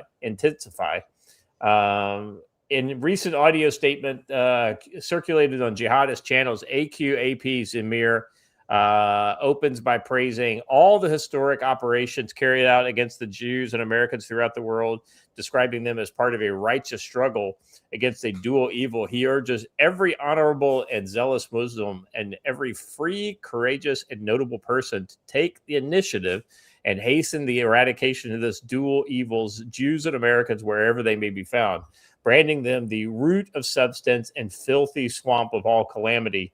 The language there, I kind of love how the filthy swamp of all calamity, and the raw material and root and vile seed of evil. You don't get propaganda speech like this good, except for in North Korea, I think. And then he pivots to China, declaring that the pagan infidel Chinese regime must understand that we are monitoring every move it makes against our Uyghur Muslim brothers. Yeah, so I guess there's more, but it's behind the paywall. Well, the one place where Al Qaeda and the Arabian Peninsula can reach Chinese assets at land and sea is Djibouti, which honestly is about 2 miles down the road from the American base, with a Japanese base in between them. So that raises the risk level for us. But What? the Chinese are coming for Djibouti. I'm sorry, but watch these idiots not be able to tell the difference between the Chinese and the Japanese base and hit the Japanese base by mistake. Well, the Japanese are U.S. Allies, so why not? You know. Yeah.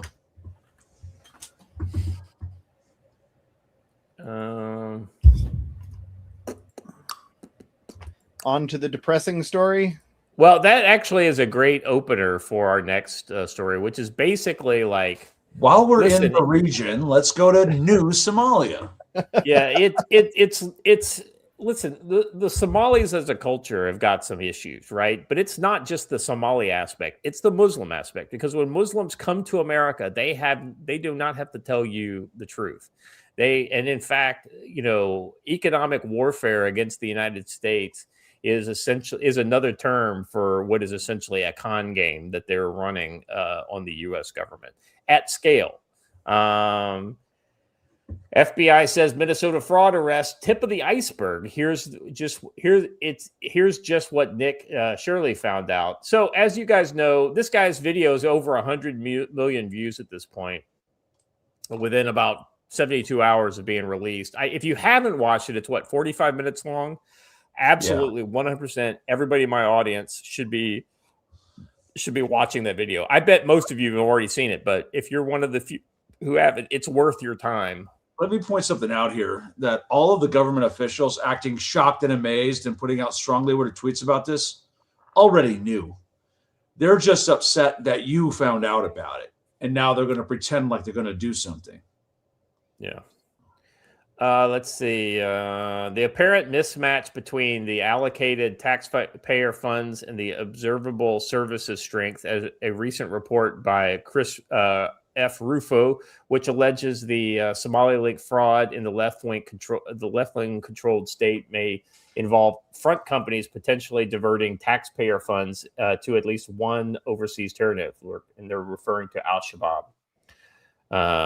Let's see. According to FBI Director Kash Patel, the agency will continue to follow the money in Minnesota, and the investigation is ongoing. And why did it take Chris Rufo cracking the case before they took action? To date, FBI dismantled a $250 million fraud scheme that stole federal food aid meant for vulnerable children during COVID. The investigation exposed sham vendors, shell companies, and large-scale money laundering tied to Feed Our Future network. Patel said on Sunday, meanwhile, the Democratic Party and its PR machine across the left-wing media outlets, including CBS, PBS, CNN, MSNBC, ABC, NBC, 60 Minutes, and the New York Times and Associated Press, have largely remained silent on citizen journalist Nick Shirley's investigation. Yeah, go to one of those and see how much they're reporting on this. The amount is 0.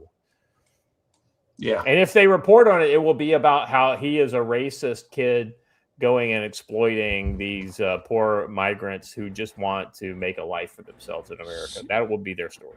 So I wish I could take credit for this, but I can't. So I'm just going to put it up on screen now. Habitual Line Crosser says, I'm just going to get out ahead of this now. If anything happens to Nick Shirley, we're starting a crusade. Yep. I mean, you know, bigger things happen. I mean, look what happened when Archduke Franz Ferdinand got killed by an anarchist. Right. We assess that the dominant narrative of widening Somali-linked fraud scandal in Minneapolis continues to go viral on X through America First linked accounts. Democrats and their PR machine will move to advance the counter narrative, given how optically damaging these revelations are ahead of the midterm cycle. The days of Democrats defaulting to labeling opponents as racist and fascist appear to be over. They will likely need to develop a new pejorative to target those investigating allegations of welfare fraud on a scale larger than the Somalia's GDP. That's the thing that's just kind of shocking is Somalians are making more money through fraud in America than actual Somalis are making in Somalia.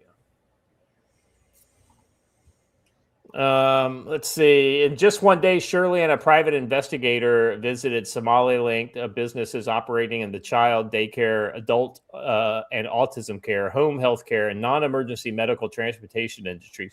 They say they uncovered $110 million in highly questionable payments, largely because many of these companies are not operating as they should during peak hours of operation and appear to be mostly inactive. They're basically money laundering is what they're doing. They appear to have a service. They get the federal grants because they're providing the service. And they don't provide the service, and they just suck the money in with fake names and things like that. Here's a link right there. If you want this, it's here. I would definitely check it out. So what's next, right? One we suspect federal investigators are already pursuing is a comprehensive entity mapping of targets surely identified. These analysis move beyond isolated entities and enables the detection of network behaviors, including shared addresses, recycled officers, repeat vendors, circular payment flows, clusters of entities with minimal real-world operations. Such pattern recognition is essential for identifying front companies. Here's the network mapping surely identified targets. And so basically he's just showing the kind of how the money flows through these from the government source of money to the actual individuals. Oh, this one's my favorite. You want to guess what the phone number is listed for Sweet Angel Childcare Inc.? What's that? It rings directly to Tim Walz's office. I'm not even joking.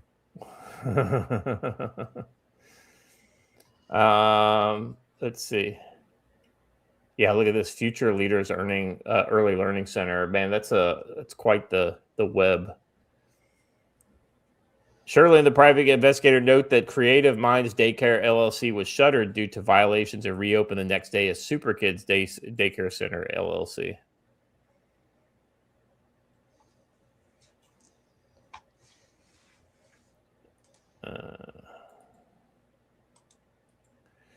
Let's see.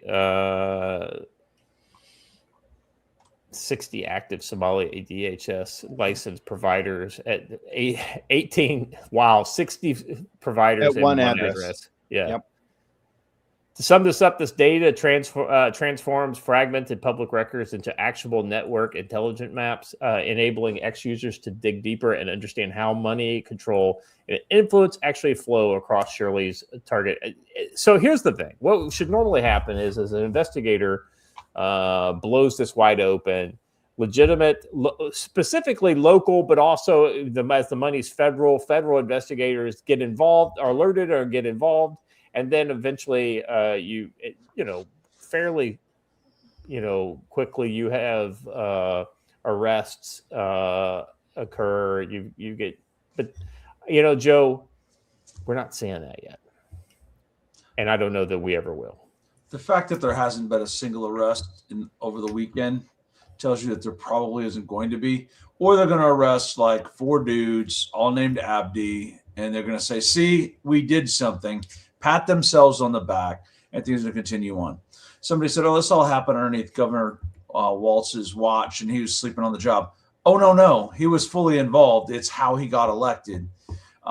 Ironically, there's a direct correlation between the amount of money these daycare centers received and the amount of political donations made blue. Yeah. So it's a money laundering scheme in a grand scale, designed to take money from you, our favorite viewer, and put it in the pocket of Democratic operatives. So, before we move on from this, I'd like to point something out too. Trump is really doing his own thing, and he's really stopped listening to the voters, which is generally where his strength comes from, is that he actually listens. in that he's decided that price is what's going to matter for this next election. And look, you might think I'm wrong, but from what I see, prosecutions are the only thing that matters for the next election. People will put up with an awful damn lot if they feel like you're going after their enemies and defending them. But if they feel like mostly what you're doing is pointing at the problem and saying, hey, look, that's really bad, and then moving on, I want you out of power if that's what you're doing. It's way better to fundraise if we don't do anything and we just say, oh my gosh, look at that. Yeah. Yep. I mean, it's all fun and games until you actually get somebody like this guy out here who's exposing what's going on. Everybody can see it, and then that kid's going to get arrested. That's what's going to happen. Arrested or shot, one or the other. I shouldn't probably say what I think about that on the air. But it's true. That's what's going to happen to him. All right. So here's the thing. That's not even the tip of the iceberg. That's just scratching the surface. Random PNW guy 84 on Rumble for $5 says this is a major issue in Washington State. We're getting ready to talk about that actually enough. Centered around Tacoma, daycare centers and homeless industrial complex kicking back tax dollars to DNC candidates, which vote for grants back to those NGOs. Yep. So the next one here is... We're going to find out that there's a whole series of NGOs set up to teach these people how to do it too.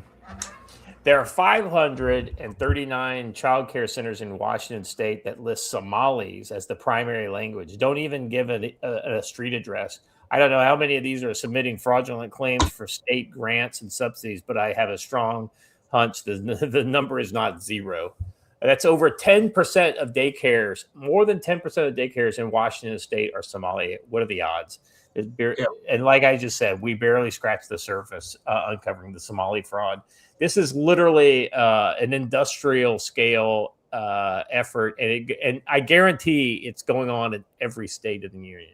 And if it's not Somalis doing it, there are other groups, and a shocking number of them will have Islamic immigrants at the heart of it.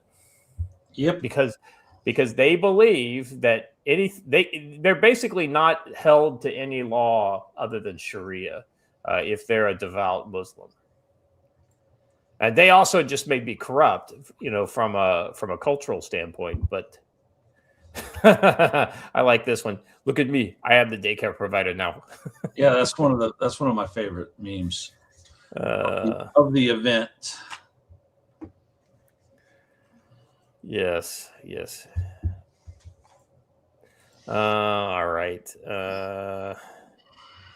So it goes beyond just like, we could probably continue to talk about the fraud aspect, but I get so part of me didn't want to hit on fraud too deep today because I think we're going to find out, by Friday. I think we're going to have a lot of, because here's the thing, and I think Joe's right. Nothing's going to happen for the first, for the next 48 hours, and people are going to be fucking upset. And what do I mean by people upset? I mean Trump voters will be literally up in arms by the end of the week if there are no arrests and there's no active movement. Now, yeah, and I don't mean Kash Patel or Dan Bongino or whoever the mouthpiece is for the DOJ saying, yes, we've got a full investigation underway. No. They have identified these places. There need to be raids. They just have to be raids right now. And if you say this is the first in a series of many, if you did it, then at least we would say, okay, well, at least the first one's happened. And we have some hint that there may be more later because we understand how criminal cases work. It's like a snowball, right? It keeps building and building and building. All right, I got it. But you've got to start rolling the ball down the hill before you can get a snowball. And that ain't happening yet. Nothing is going to eat the heart out of Trump's entire movement, like not delivering prosecutions. Right. And that's not the only thing we want to see prosecutions on, by the way. This is just the issue du jour. All right, so just kind of getting off that topic and more on the Islamic threat in general.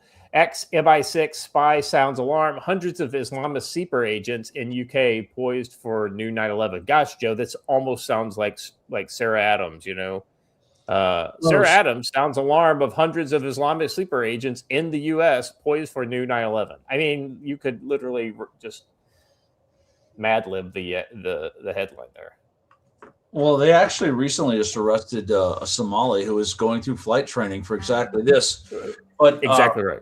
For MI6 and for the UK, it would be a January 7th or July 7th attack, right? Yeah. Where on July 7th they went around and bombed all of the iconic buses, and train stations. So it's not surprising. I think that no spy agency worth its salt is surprised by this. So, a chilling revelation from a former MI6 operative exposes the ticking time bomb of Islamist sleeper agents and embedded across the UK, ready to unleash devastation rivaling 9/11 or 7/7, all fueled by disastrous open border policies that prioritize radicals over citizen safety. Ayman Dean, who spent 8 years infiltrating Al-Qaeda for MI5 and MI6, knows that the enemy inside and out. As a former member of the terror group himself, he formed bonds with operatives and even served as a kind of spiritual coach for terrorists in London, gaining insider access to their plots. His espionage thwarted attacks like a bid to bomb the New York City subway, but Dean pulls no punches on the current danger. There are hundreds of sleeper agents lurking in the shadows, primed to strike. Unfortunately, I would love to tell you the world is an amazing place, but it's not. Dean said to the Sun, the problem is the New World Order is now a New World nightmare. We have rogue nations such as Iran inspiring to become nuclear powers, and the threat like Iran, and a threat like Iran needs to be countered because of that fact that they are a nation that has sponsored terrorism. Al-Qaeda found safe harbor in Iran for 25 years, Dean revealed, allowing the regime to orchestrate attacks that killed British nationals in Saudi Arabia, orders straight from Tehran. Dean claims the Iranian backing has supercharged the spread of Islamic fundamentalism in the West. It's not about another 9/11 or 7/7 attack will happen. It's when. He slammed Europe's fixation on Russia and distraction from the real peril. The biggest threat to UK and Europe right now isn't Russia, but the spread of Iranian influence. I mean, I think it's less Iranian specific and more just global Islam as a kind of a broader macro threat. And Iran is just a subset of that. Yeah, Iran is just is more of a symptom than the actual disease, right? Right. The disease is terrorism, whether it be Sunni or Shia. I will agree that Iran has been the premier state sponsor of terrorism for the last 25 years. That being said, I don't think, their participation with Al-Qaeda was more of an enemy of my enemy is my friend. Yeah. So, yeah, Rowan Court. I don't disagree with you there. Let me find it. But the problem is that if that's literally the least. That's probably the thing that would piss us off the most at this point. If there's no arrest and Bondi starts just kind of going out there and navel gazing about it in public. Yes, navel gazing. Great term for it. Thank you. Why does this feel like BS pending a future attack on Iran to gin up war for them? Global Islam, a threat, yes. Iran specifically against the threat, and not specific. No, I disagree with that. I think Iran, if Iran had the bandwidth, they would attack us almost as much as they would attack Israel. The problem is that with all the setbacks they've had, and Joe, I'll be honest with you. If you'd asked me a year ago, I think Iran absolutely would have been actively in preparation to act against U.S. targets, both overseas and here at home. And they still may be poised to be able to do so. But right now, their bandwidth is just such that if they want it, they could probably hit a couple targets, but not the way they could have, say, just a year ago or even or earlier than that. So I don't know. You're probably right, but Iran already has a pretty serious support network in place throughout the West. Yeah. So I'm not positive on that. Well, yeah. I think it's more of a like, if we really pissed America off right now, we're not in a position to be able to do anything about it. Because of like America could absolutely put a hurting on Iran, and if America was smart, they would do it in a way that basically activated the internal dissent and led to a internal regime change operation. One would hope. Now, before we talk again about our New York Eve special, we'll move on to our last story of the day. Lone wolves eyed New York City Times Square New Year's Eve special event.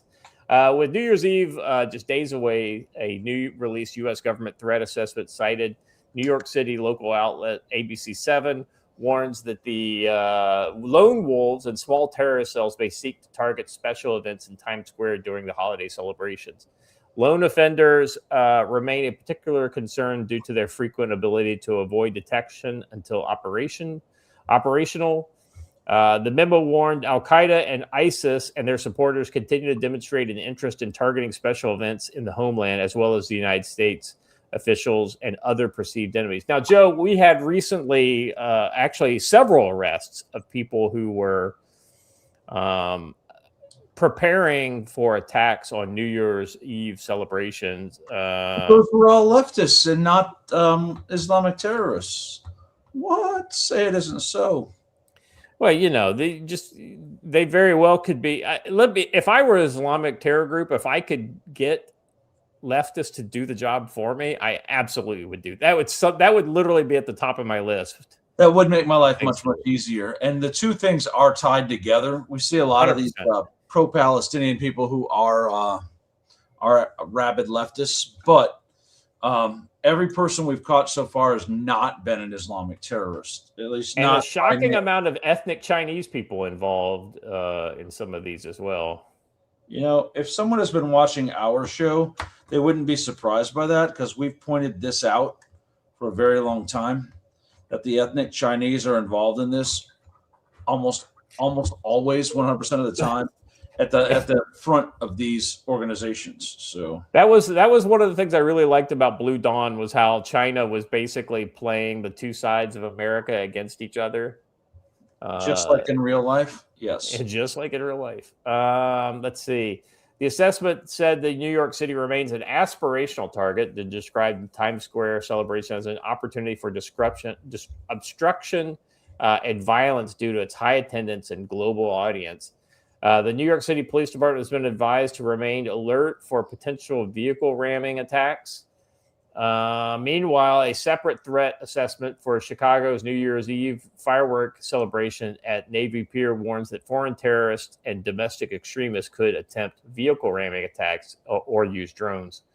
Earlier this month, the FBI foiled far-left, pro-Palestine, anti-government, anti-capitalist group known as the Turtle Island Liberation Front, which was alleged planning to carry out bombings against multiple targets in California beginning on New Year's Eve. This year, incidents of radical left violence have escalated to a level that even deep state publications like The Atlantic are no longer able to ignore. So that's how you know there is an actual threat that people are worried about. When the left-leaning outlets start kind of talking about this, and like The Atlantic headline here, left-wing terrorism is on the rise. Well, no shit, Joe. Yeah, no kidding. You don't say. Huh. Wow. If only there was a YouTube channel I could have been watching for the last 3 years that would have told me all about it. That would have filled you in on this point. But with here's over 300 that I want to make to everyone. These are just the groups they know about. There are other groups out there that you don't know about and could still be doing things. And I agree with Rowan here. New York is not the place, right? It's going to be all over the country and other places. Smaller ones would be better and easier to hit. I was going to say the exact same thing, Joe. If I were a terrorist looking, I would go to a mid-sized city and I would hit the events there because they just don't have the resources. You can't be strong everywhere. And, if you go back to your Sun Tzu, you're looking to hit your enemy where they are weakest, not where they are strongest. Correct. And of course, Sarah, we'll end this with a Sarah Adams post here. It's past time DHS stops playing pretend that finally raises the terrorism threat level in this country. We have more than 10,000 Islamic terrorists in our soil, and they cannot keep looking the other way. They don't get to get paid, pad their stats by slapping the terrorist label on. Show. Sorry, I have to open it. Let's see. Slapped by terrorist label on everyday criminals while ignoring actual extremists. Already here. This is dereliction, full stop. Yeah. 100%. All right, Joe, let's wrap it up for today. Final thoughts, my friend? My final thoughts are this. Keep your head on a swivel for the next 2 days. Crazy things can and will happen. I would not go to a public event if unless it was absolutely required. By the way, it's not absolutely required for you to go to a public event on New Year's Eve at all.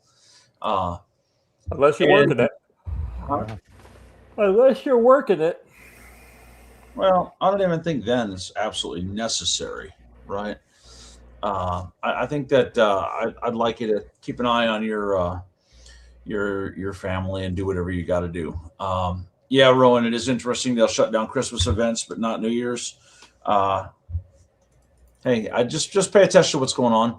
I'd also watch this Chinese exercise and see what it develops into. If they have an exercise and suddenly there's an incident with a freighter bringing in weapons to Taiwan, what that does to everything. So it's going to be an interesting week.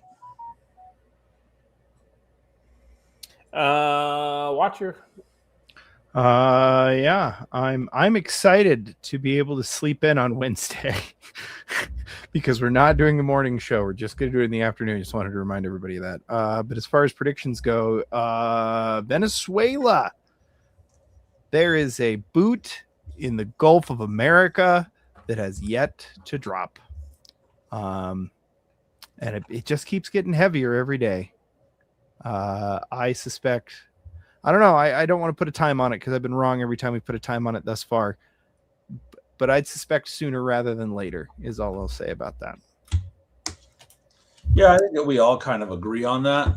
It's just a matter of exactly when they're going to get around to it, right? Yeah. Yeah. Assets keep piling up. Yeah, my prediction is that we will have an awesome show on Wednesday evening, Wednesday night. That was like a given. Well, it's a prediction. It's a prediction that it will be awesome, Joe. So we don't know exactly what we're going to be doing. We're going to be talking about some stuff. We may start off just kind of going through X and kind of sharing stuff from our timelines and just kind of shooting the shit. If you are in the fan chat, we will probably at some point drop the link in the fan chat for if you guys want to come on and say, hey, you don't have to show your face or anything like that. We haven't learned our lesson about doing that yet, so we're going to do it again. Yeah, why not? Joe, the fan chat is a little more curated than well, I mean, you got to actually go out of your way to join the fan chat, whereas it's not like we're putting it in the live chat. Here's the other side of that. My slur dictionary has been expanded, so I know the words now to stop people from saying. I didn't even know some of those ones, Joe. It was an educational day. Oh boy. Sometimes when you're given a platform, you just got to shoot the shot, right? That's right. Deep lore. It's even better when he felt the need to clarify it. A black guy. Bro, we got What time Wednesday? That'll be 11 p.m. Eastern. 11 p.m. Eastern. We're gonna be here with you as the balls drop, if we get that far. Yeah, provided I still have power, we will be doing that. If the world doesn't happen, the estimated time, Rowan, is 11 p.m. Eastern, 10 p.m. Central, 9 p.m. Mountain. And depending on how the whiskey flows and how the night goes, we may even watch the ball drop all the way out here in Mountain Time. You people on the Pacific Coast, you're on your own. So, because it's one of those kind of things. It'll be like it'll be a fast taper once tracer burnout has been reached. So, yes. I want to say, I just want to express a little bit of solidarity with somebody in the chat here. Schley, that is terrible and should be a caning offense. Yeah, if you think that the government should be in charge of healthcare, go to the DMV. I tell you, one of the things is this it? Yeah. Oh, guys, you want to see the Indian? All right, so this is the traffic. This alone should, if you needed a reason why not to go to India, and especially why not to be in a vehicle on any road in India, this is it. I just put it in the private chat, Watcher.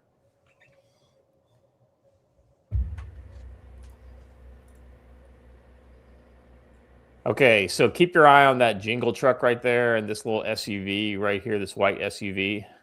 Oh, no. Oh, no.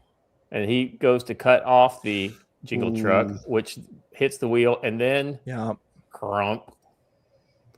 That is an X SUV. Yeah. Yeah, that's not cool. Little faces of death for your morning there. I think it's a compact SUV now, Scott. It's a pancake SUV, I think. Hey, and you know what? We joke a lot about over-engineering and American standards, but that's why right there. Yeah. So interestingly enough, in China, a Tesla plunges to the bottom of 900-foot gorge. The driver survived. The Tesla was completely destroyed, but it maintained its integrity through the entire thing. That's crazy. Whatever you may think about Teslas, the one thing that I have to give them is the safety on those things are quickie. Well done, Juan Cholo. Well done. That Jeet got the yeet. Well, all right, everybody. All right, that's all we got, guys. Thank you for being here. We look forward to seeing you guys on Wednesday. Tell your friends. This will be a good show to kind of, just to, break out some spirits. If you imbibe, we will all be doing the same. The chat should be pretty amazing. If we get shut down on YouTube, it'll just move over to Rumble. So no worries there. In fact, depending on how spicy it is, we may just take it down off of YouTube afterwards, but it will remain up on Rumble. So that being said, thank you guys for being here. If you haven't done it already, please subscribe to the channel, hit the bell for notifications, let people like the video, and let people know that you're getting good stuff from us here on CFC. We'll be back Wednesday evening. Until then, stay safe.